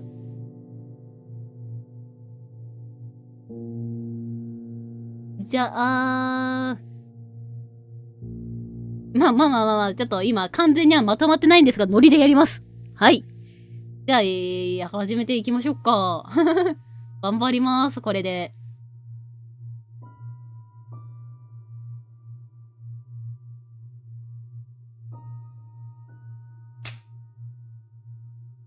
はい、やっほー。すっごい顔。ずっと探してくれてたもんね。俺のこと。もう結構噂になっちゃってるし、こうやって出てくるの、割と勇気いったんだよ。そんな死人みたいな顔で見ないでよ。んなんで殺したのって楽しいからに決まってんじゃん。ねえ、その子、よかったよ。いっぱい泣いてて。でもね、もっと楽しそうなもの見つけちゃった。ねえ、俺さ、知っての通り、女の子大好きなんだよね。泣き顔がほんとたまんなくてさ。あとは、ブスって刺した時とか、すっげえいい匂いするし、柔らけえの。なんだけどさ。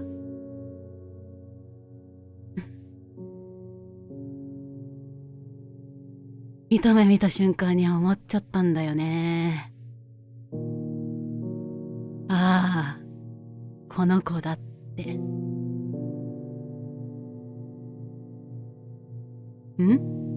誰のことって、あんたのこと。映画みたいだよね。一目惚れしちゃったんだ。俺のことを追っかけてくるあんたに。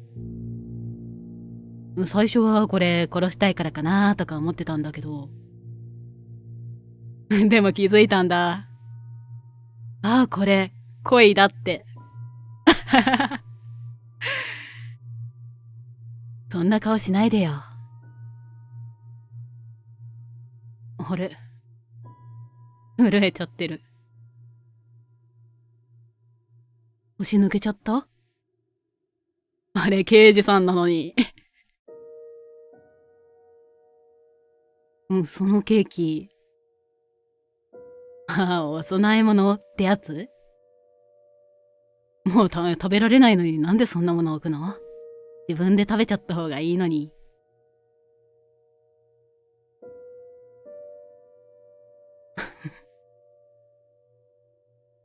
じゃあ、一緒に来てくれる？ちょっと長くなっちゃったね。というので、ちょっとヤンデレか。いや、もうヤンデレっちゃヤンデレか。ヤンデレっていうかやべえやつ。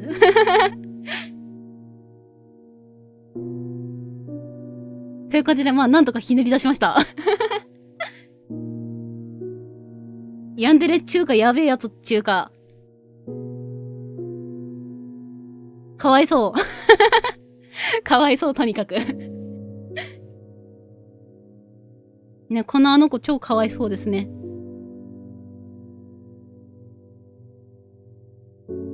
ね、同期で入った女の子の子が被害に遭っちゃって。ということでね、まあ、ね、このカードを引いて、まあなんとなくね、やっちゃった側というか、ね、そういう凶悪殺人鬼の方でやろうかと思ってたんですけど、犯人側でね、やりたいなーって。ヤンデレに目をつけられるあの子が不憫で可愛い。もうほんと不憫。ね、普段だったら元気な感じのね、警察官、刑事ちゃんが、墓地で、逆らえないっていう。ぶっ飛んだタイプのヤンデレ。というか逆にこのカードでぶっ飛んだタイプのヤンデレ以外どうすればいいんだって思っちゃった。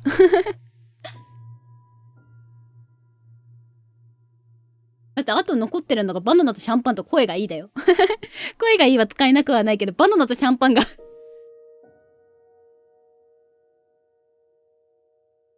しかも女好きを引いてしまったから他のカードがね、ヤンデレっぽくないカードが多くて。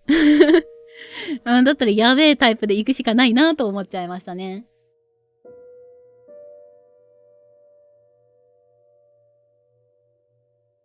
まあ、あとはまあこんな感じのぶっ飛んだタイプ以外にもまあできなくはなかったかな。まあ例えば、ね、同僚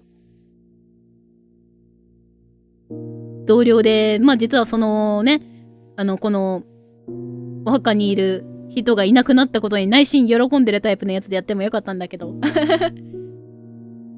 慰めてるふりしてっていうやつ。できなくはなかったけど、ただこっちの方がいいなって思っちゃったな。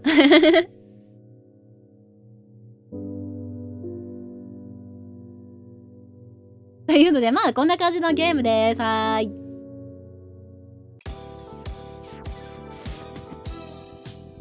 ていうので、ありがとうございました。まあこちらのゲームはこれくらいにしようかな。じゃないと本当に日にちまたいちゃいそうなんで。なんでありがとうございました。じゃあ次のコーナーに行きましょうかね。バナナとシャンパンはどうあがいてもギャグになれそう。そうなんだよな。そのワードが出てきた瞬間になんかいきなりギャグの方面に走っちゃうから。バナナって聞いた瞬間にどしもネタに走ればいけなくはないかって思っちゃったけど、さすがにないなって思ってやめました。隠語として使えば使えなくはないって思っちゃったけど。まあでもダメか。さすがにダメかって思いました。でね、次のコーナーですね。お待ちかねかな。お便りのコーナーに移りたいと思います。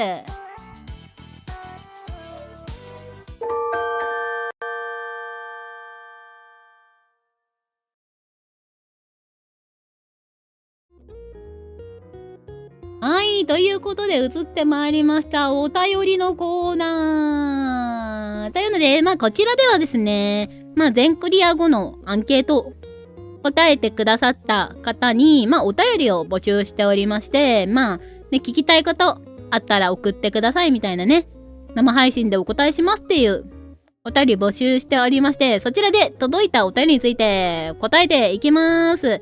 なのでね、今ね、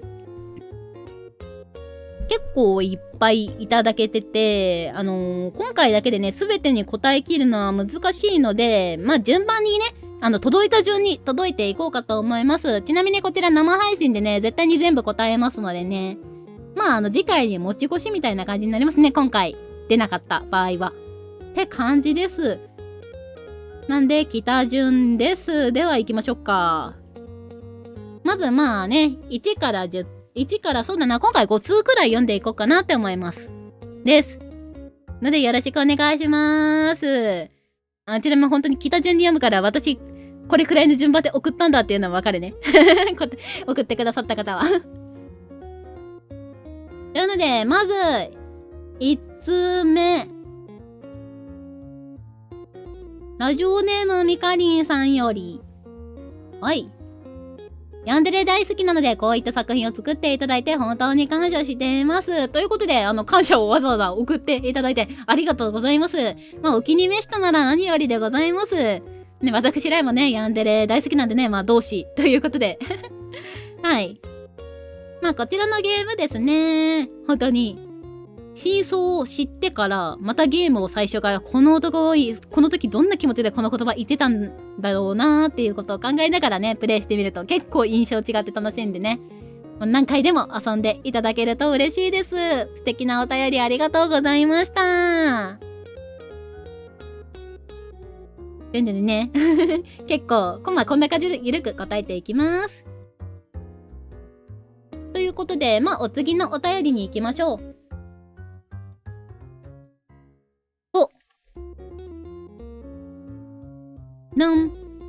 ということで、ラジオネーム黒沢さんより、マジであなたに惚れました。踏んでもいいから告白したらイエスって言ってね。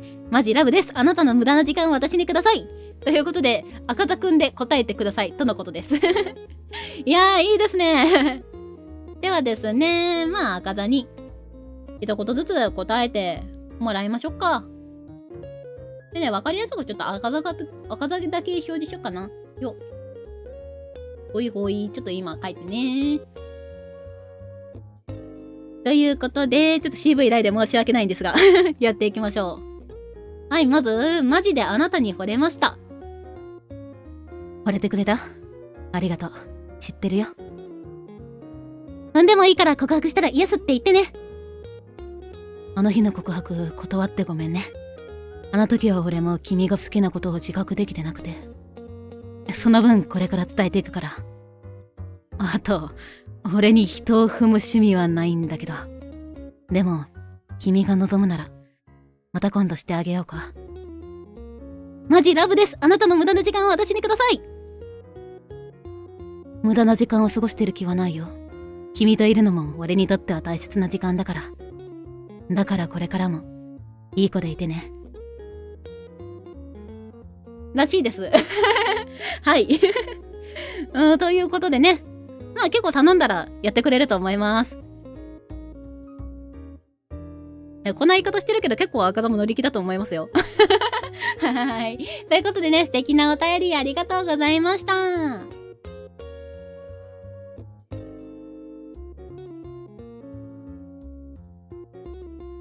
では3通目。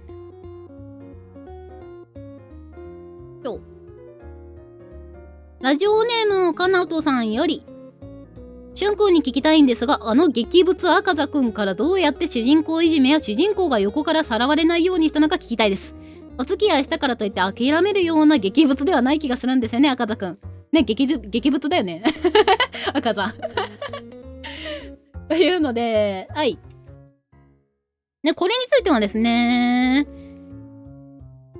まあちょっと特殊でして、まあ赤座の方のストーリーにも関わってくるんで、ね、私から、ライから答えさせていただいた上で、まあしゅんくんに答えてもらいましょうか。いい子、いただきました。あ、よかった。喜んでもらえて。ではですね、まずですね、まあ、こちらのね、ストーリー、メインストーリーなんですけど、赤座がですね、主人公を好きだと自覚するのが、まあ赤座ルートのターニングポイントのところ。まあだからちょうど橋のところなんですよ。あそこなんですよ。あそこなんで、そこまではただプライドを傷つけたヒロインを後悔させてやりたいっていう風に思ってます。なんで好き自覚したくないんですね、ここ。まあ、詳しくはコンプリート特典で赤田のサイドストーリーを改めて読んでみてくださいって感じかな。まあ、なんで、まあ、相馬くんとね、付き合い始めた時点では、自覚がないです、赤田には。まあ、その時ね、まあ、赤田くんからしたら、ね、後悔してやりたいってやつが、別で恋人を作ってて、すごい、嫌っていう、もやもやした気持ちにはなるんですけど、まあ、ただ、それ以上は特に手出ししてきません。まあ、急に、萎えるって言ったらあれですか、まあ、無駄なことが嫌いな性格なので、まあ、そこで、スッと切り替えると思います。で、そういった感じで、なんか、もやもやした感じで終わります、彼は。だからあえてね、自覚したくないと思う。その段階までいったら好きを。ね、プライドがね、ちょっと、傷ついちゃうからっていうので。無意識下に考えないようにしそうだなとも思いますね。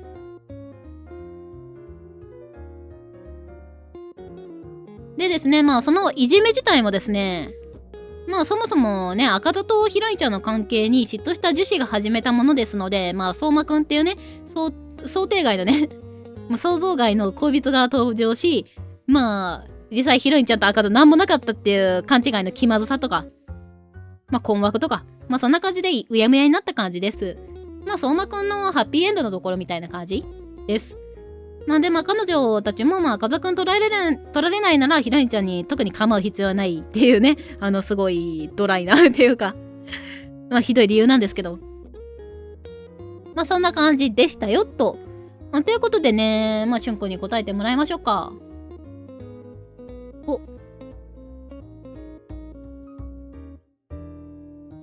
どうやっていじめをなくしたか。僕がクラスに行って彼女だからって言ったら勝手にって感じ。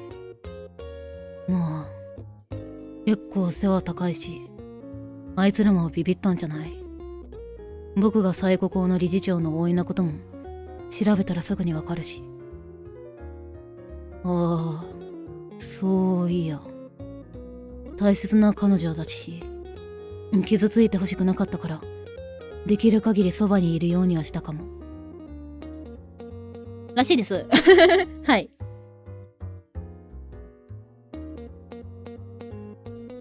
でね、まあね。気づけばなくなってたって感じですね。ということで、お次行きましょう。まあ素敵なお便りありがとうございました。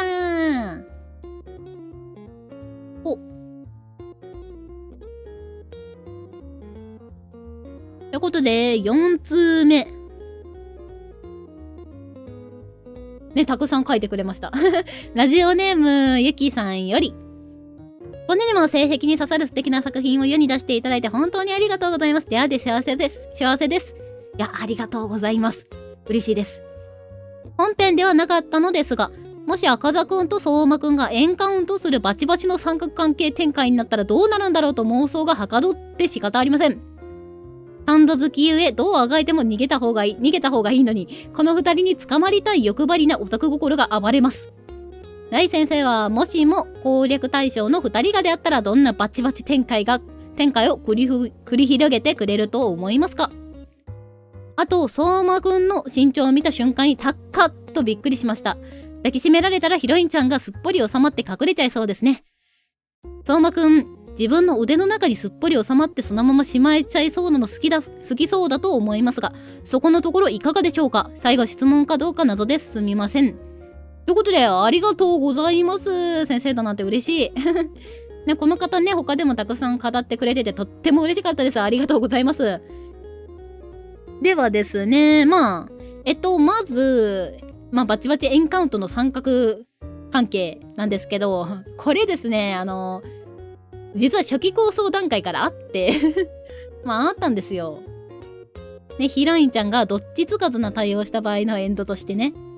あと、本編軸の、赤座くんと相馬くんのね、あの二人の絡みがなさすぎてね、彼ら生息域が違うというか行動範囲が違うから、特に相馬俊が出ないから、美術準備室から、ね、接触の機会がなくっていうのでね、彼ら二人がね、接触するシーンなかったので、言うて赤座が、一方的にね、影からチラッと見てたっていうくらいなんで初期の相談会からあったんです。ただ、やばいっていうのでね、赤座くんの時にもちょっとセーブしたって言ったんですけど、それがここで、私基本的にこういう、ゲーム作ってる時とかは、ね、彼らがしそうな行動をさせるんですね。もう本当にロールプレイと言いますか。彼らだったらこういう行動をするっていうので、ストーリーを進めてってるので、大体こんな軸に進むっていうのはあれどね。基本的にはそんな感じで進んでるので、シミュレーションなんですよ。ずっとね。こいつだったらこんな行動するなこんな行動させても楽しいなこいつならするし、みたいな感じで。そしたら、ヒロインちゃんこんなこと返すから、こんなこと言って、みたいなね。そんな感じで作ってるんですけど、この三角関係は、どれだけ構想してもマジでえぐいえぐいです。えぐい展開にしかなりませんでした。ほどなんか倫理観的にも、エログロ的な感じでも、本当にひどいエンドにしかならなくてどんだけシミュレートしても。なので、さすがに初回からこれはダメだろうってことで、ちょっと抜きました抜きましたというかね、やめた方がいいんじゃないってちょっと自重しました。っていうのはちょっとね、様子伺いで今回の状態で出してて、って感じで、なんか今回ね、サイコカーストね、1月15日が公開日だったんですけど、いい子の日にいい子じゃない奴らのゲームを出すっていうっていう感じで、だったんですけど、なんかいけそうだなと思ってきてて、また、機会があれば、足そうかと思います足そうかと思いますというかね、またどっかで書きたいなって思います。この三角関係展開ね、よりホラー展開になりそう。本当ね、ホラーというか、怖い本当に怖い。で、また追加エンドとして考えています。3種類くらいバリエーションあります、今のところ。ね。構想だけしてるからプロットはもうあるんですよね。描写として起こしてないだけで。どんな感じの内容になるかはね、実はあるという。なんでね、気長にお待ちください。一つ言うならもうやばいです。もはやこれ乙女ゲームの展開かって言っていいレベルで怖いです。本当倫理観的にも。ヒロインちゃんが本気でかわいそう。になります。ということで、はい。こんな感じですね、三角関係。でね、それまでね、もうそうやるなんやるでね、楽しみに待っててください。そうだな、一つだけ言っとくと、彼らね、二人とも自分に自信はあるのでね、そもそも自己肯定感低いとはいえ、自分の容姿とかね、自分の、持ってるもの価値には自信があるのでバッチバチですよっ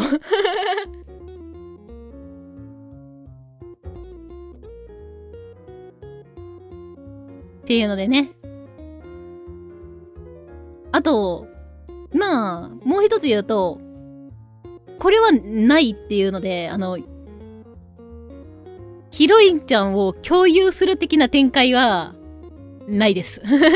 ないというかね、彼らの性格的にないね。それは、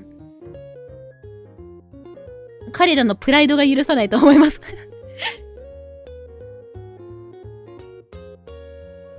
なんで3人で付き合うとかそういうのはないと思います。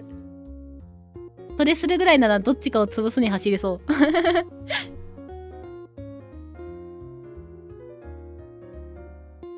だと思います。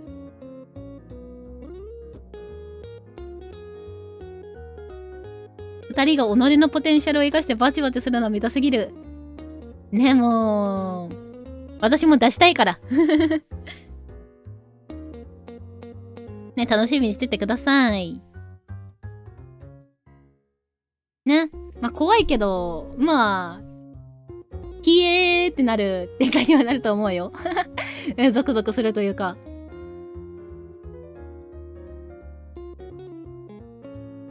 ねえ、はい、二つ目行きましょう。で、すっぽりと隠す抱きしめ方についてですね。まあまあ、相馬俊に答えてもらいましょうか。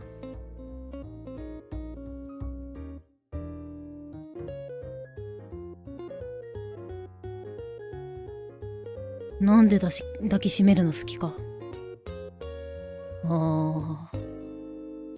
あんたを閉じ込めてる感じがするから。ちっちゃくて可愛いよね。こうやって腕回したら、ほら、逃げらんないじゃん。ビクってしてる。弱い？こうやって耳元で喋られんの。でもあんたも好きでしょ？こうやって僕から逃げられなくなっちゃうの。らしいです。はい、サービスしちゃったということでありがとうございます。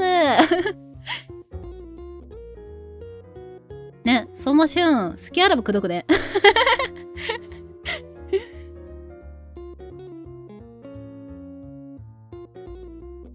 はい、ということでね、最後のお便りに行きましょうか。まあ、素敵なお便りありがとうございました。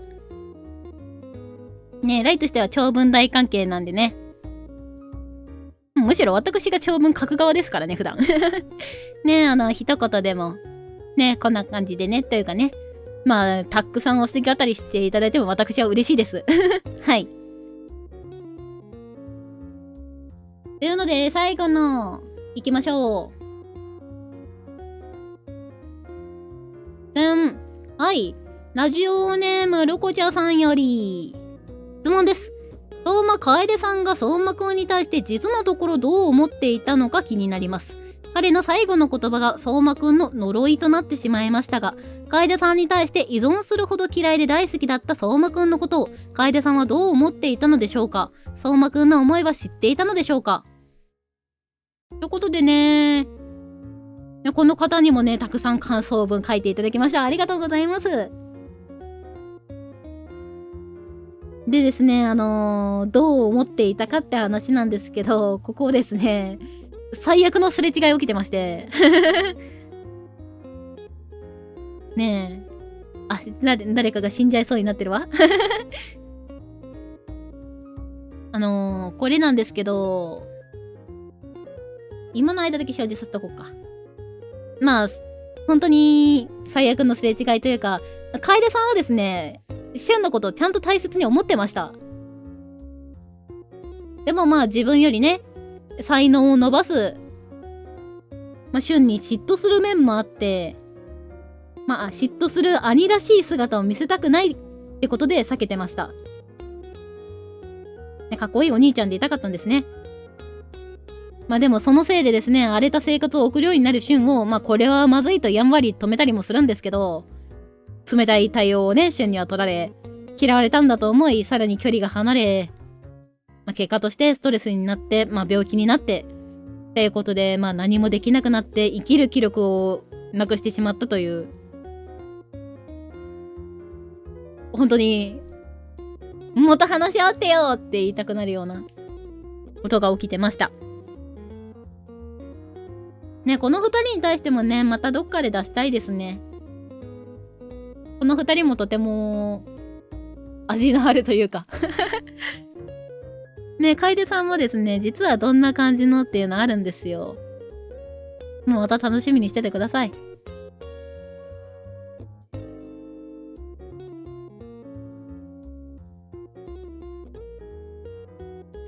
というのですね、まあそれ以外についてはね、そこで出したいっていうので、ここではお話ししないでおくんですけど、まあ、ね、本編に入れれなかったですね。まあ入れたかったけど入れれなかった脳破壊されるエピソードをあげましょうか。せっかくなんで。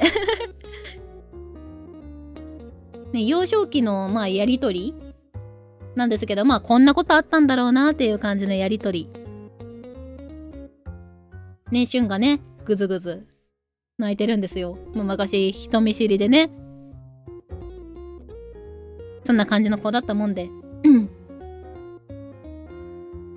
またお母さん、僕のこと楓って呼んだ。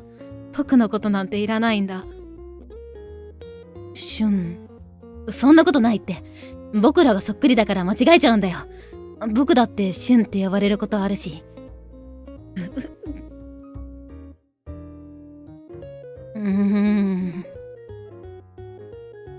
そうだ。僕、今日から俺になる。俺が、俺って呼んだら、シュンと間違われなくなるんじゃない？兄ちゃんに任せとけって。シュンが僕、俺が俺。そうしよう。なんでこんなことするのっていうのでね。死んでーよ、もう。っていう感じのね。可愛くて胸ギュッてなる感じのやりとりが昔あったりしました。辛い。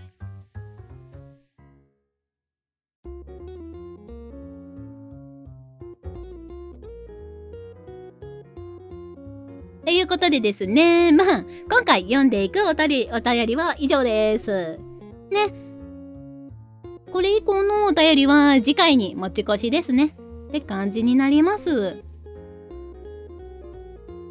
ということで、よいしょ。まあ、たくさんのね、素敵なお便りありがとうございました。ね、こちらですね。まだまだ募集しております。のでね。まあ、全クリアした方や、まあ、これからするよって方、まあ、ぜひ終わったらアンケートで人気投票やお便りを送ってきてください。ね、すべて目を通して宝物にさせていただきます。で、私、これまで回答していただいた皆さんのやつ全部印刷してますからね。手元に置いてますからね。はい。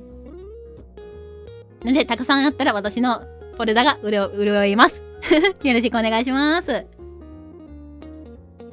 ちなみに、すでに答えたけど、また質問を送りたいよって方は概要欄のリンクからマシュマロを投げたりしてください。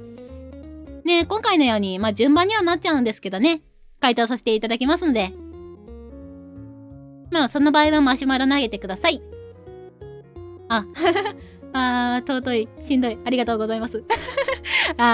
ね、楓さん光属性なんですよ、本当にね。純光属性すぎる楓さん。幼少期の相馬兄弟は絶対可愛いよ。絶対可愛い。ね、だってそっくりのね、まあ、美形二人というか美少年ですよ。ね、この二人幼少期ね、すごい可愛いと思うよ。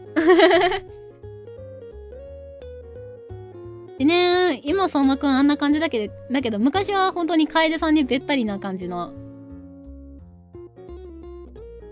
ね。まあそんな感じの子なんでね。というかね、旬の、今の、この甘えたような態度って楓にしてたことなんですね。楓さんにしてたことなんですよ、これ。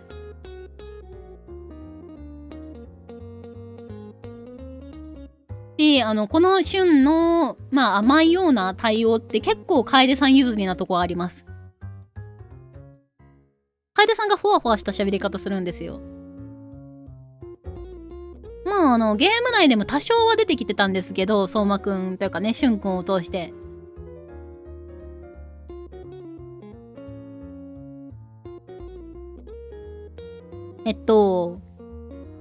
ね、パッとやるんでね、ちょっとセリフ違ってるかもしれませんが、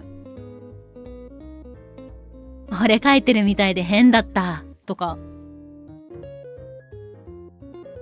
罪深い。ね。ね、この相馬兄弟についてももっと掘ってみたいなって思いますね。で、この二人は幼少期が絶対可愛いからさ。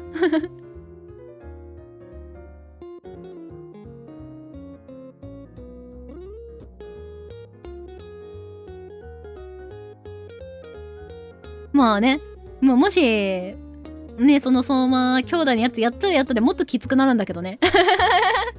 ね、もっとホームページ空がきつくなるんだけどね。結果なってるからね。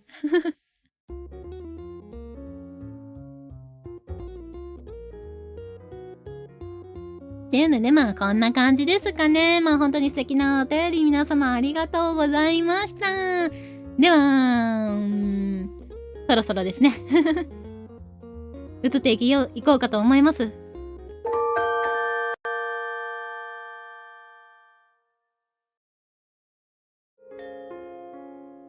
はい、ということでですね。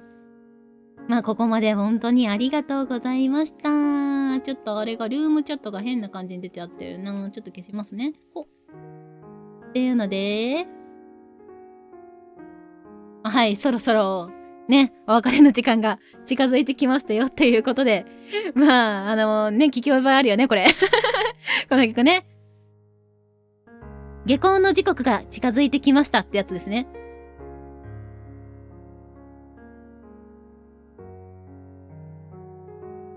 というのでね、まあ、名残惜しいですが、エンディングのお時間になってまいりました。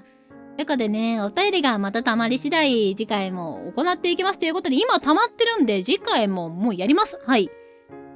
ですけど、まあね、今回と同じく土曜日にしようかと思います。同じ時間でね。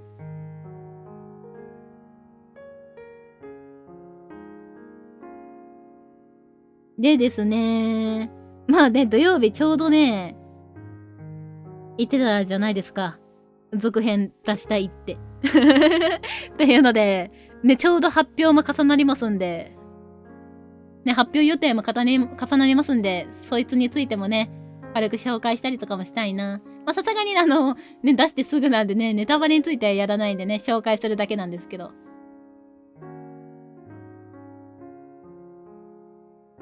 というのですね、よいしょ。では、はい、まあね、先ほども言いましたが、まあ、マシュマロでね、追加の質問も募集しておりますのでね、もし新しくこれ聞きたいなっていうのあったら質問してみてください。で、まあ、お気軽にどうぞって感じです。では、最後に宣伝だけさせていただきましょうか。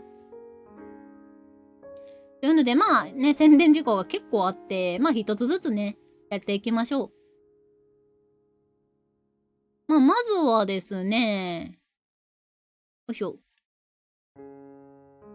まあ、最初にお礼言わせてもらったんだけど、1000DL ありがとうございますっていうので、これについてはね、ほんといろんな方に遊んでいただいて嬉しいです。あ、次回も楽しみ。ありがとう。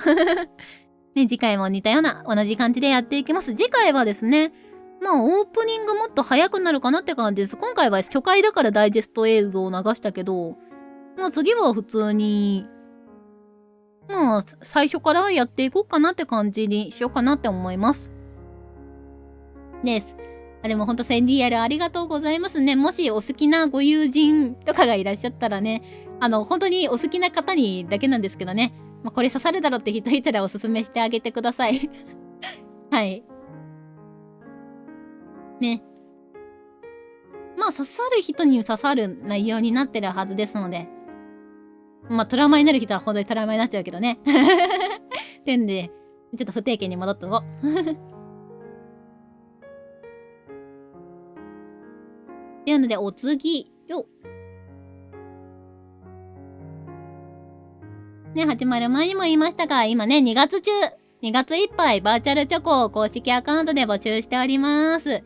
ね、メッセージ送ったら彼らから返信が公式アカウントでされるんでね。まあ、珍しい反応が返ってくるというかね。機会なので、まあ、ぜひ送ってあげてください、本命に。本命チョコでもいいし、タモチョコでもいいよ。ギリチョコでもね。心臓ギュッてなったり、遠さに横転したり、急に刺されたり、とっても楽しかったです。よかった。次回も楽しみにしております。ありがとうございます。また次回も枠立てておきますね。まあそんな感じでバーチャルチョコ募集してますので、もしよかったら投げてください。概要欄からバーチャルチョコ投げれます。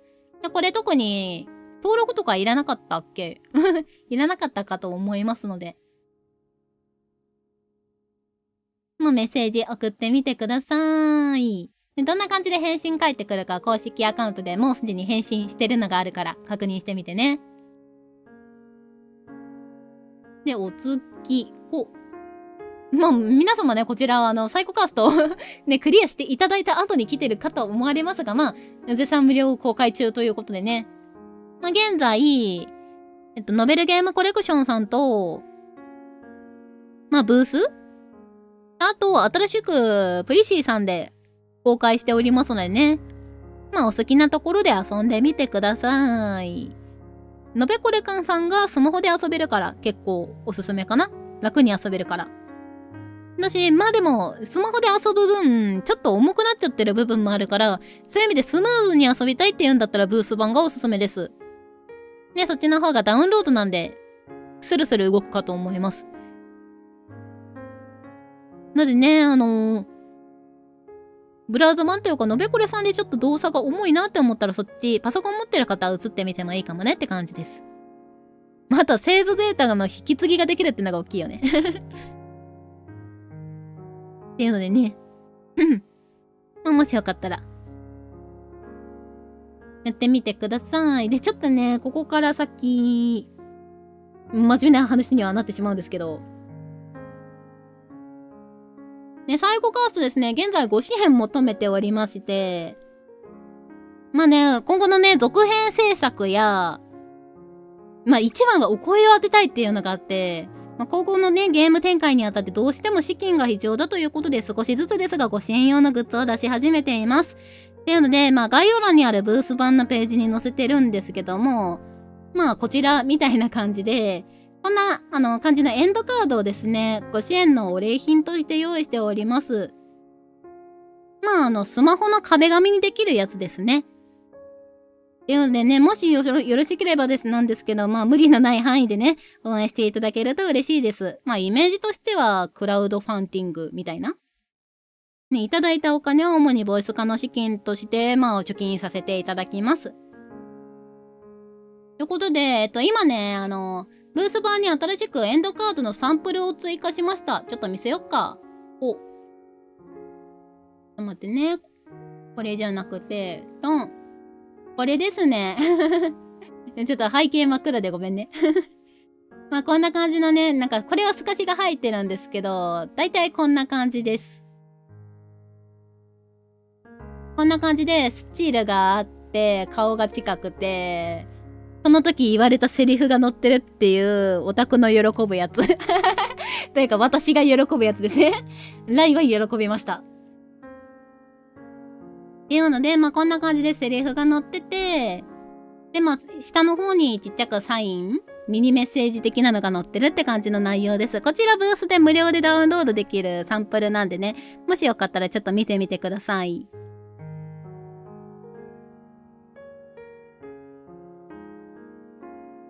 背景黒いの怖いな。こっちで表示しよっか。もうヤンデレとしては正解なのかもしれないけど。こっちにも出せるっちゃ出せるんですよ。これね。はい。っていうのでね。まあ、こんな感じの出してます。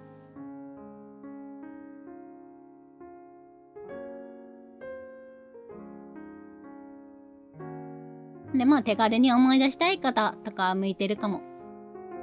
でですね、私こんな感じで活用してるっていうご紹介なんですけど。ですね、これ相馬のバットね。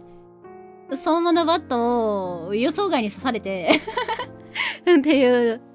ですね、相馬くんのバッドエンドって、お手って握ってるやつじゃないですか。ちょっとこれ、モフモフの服着てるせいで、腕って分かりにくいんですけど、これ、下のモフモフ、クッションじゃなくて私の手なんですけど。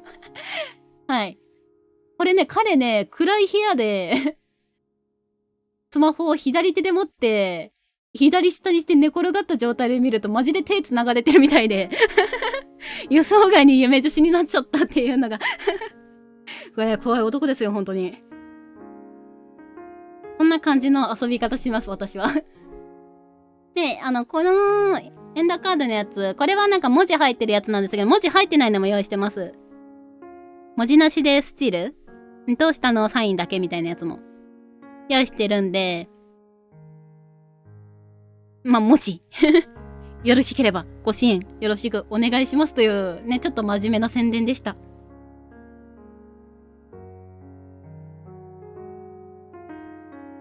これについてはほんと刺されたよね。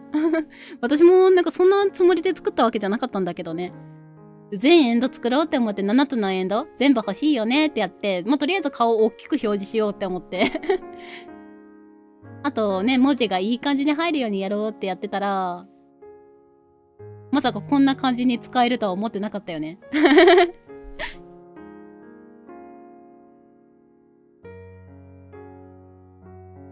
これだから怖いんですよ、こいつ。はい、ありがとうございました。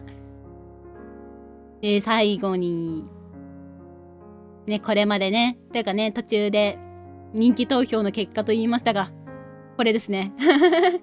はい。ね、サイコカーストの、まあ、続編ってほどじゃないんですけど、まあ、アナザーエピソード出ます。っていうのでね、これちょうどね、次回のラジオの日の、ね、これたまたまなんだけど、14日に出す予定です。のべこれさんがね、ちょっと審査があって、ぴったりに出せないかと思うんですけど、ね、ちょっと遅れるか、ちょっと早めに公開されるかな、どっちなんですけど、まあ、でも多分ちょっと遅れるの方になるかな。なんですけど、多分前日に審査に出すんで。まあでも、出ますんで。楽しみにしていてください。ブース版はきっかり14日に出します。って感じですかね。ね、彼らにというかね、相馬俊にまた会いに行ってみてください。だいたいね、プレイ時間は30分くらいだったかな。30分くらいでした。ね、オート再生で一周してみて。で、まあ本編と同じくね、まあクリア特典があったりとかもしますんで。さすがにサイドエピソードはないけど。ただまあどうしてそうなっちゃったの的なことは載ってたりするんでね、楽しみにしていてください。ね、なんでこんな状況になってるんだろうね、本当に。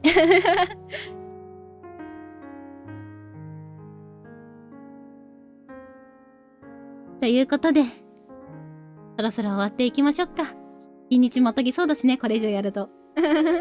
ということでね、はい、まあここまで長々とお付き合いいただきありがとうございました。ね、2時間ぐらいと言っておきながらこれ3時間ぐらいやってるよね。あ、3時間やってるわ。やってますね。なんでね、はい。まあ、毎度こうなってしまうんですけど、ね、本当にここまでありがとうございます。まあ、もしよかったらですね、まあ、チャンネル登録やら、ね、高評価、動画の生配信のてか動画の高評価やらよろしくお願いいたします。チャンネル登録した後に通知音程をしてもらうとね、こんな感じで新しいのが出た時とか、まあ、あとは、まあ、ライブの設定した時、チャンネル登録してたらすぐに表示されたりとかね、飛びやすくなったりとかしますんで、まあ、ぜひぜひよろしくお願いいたします。ドキドキしながらその日を待ってます。ね、楽しみにしててください。私はドン引きしました。ピン好き。ね、あいつは、パワーアップして帰ってくるよ。そのマシンはパワーアップして帰ってきますよ。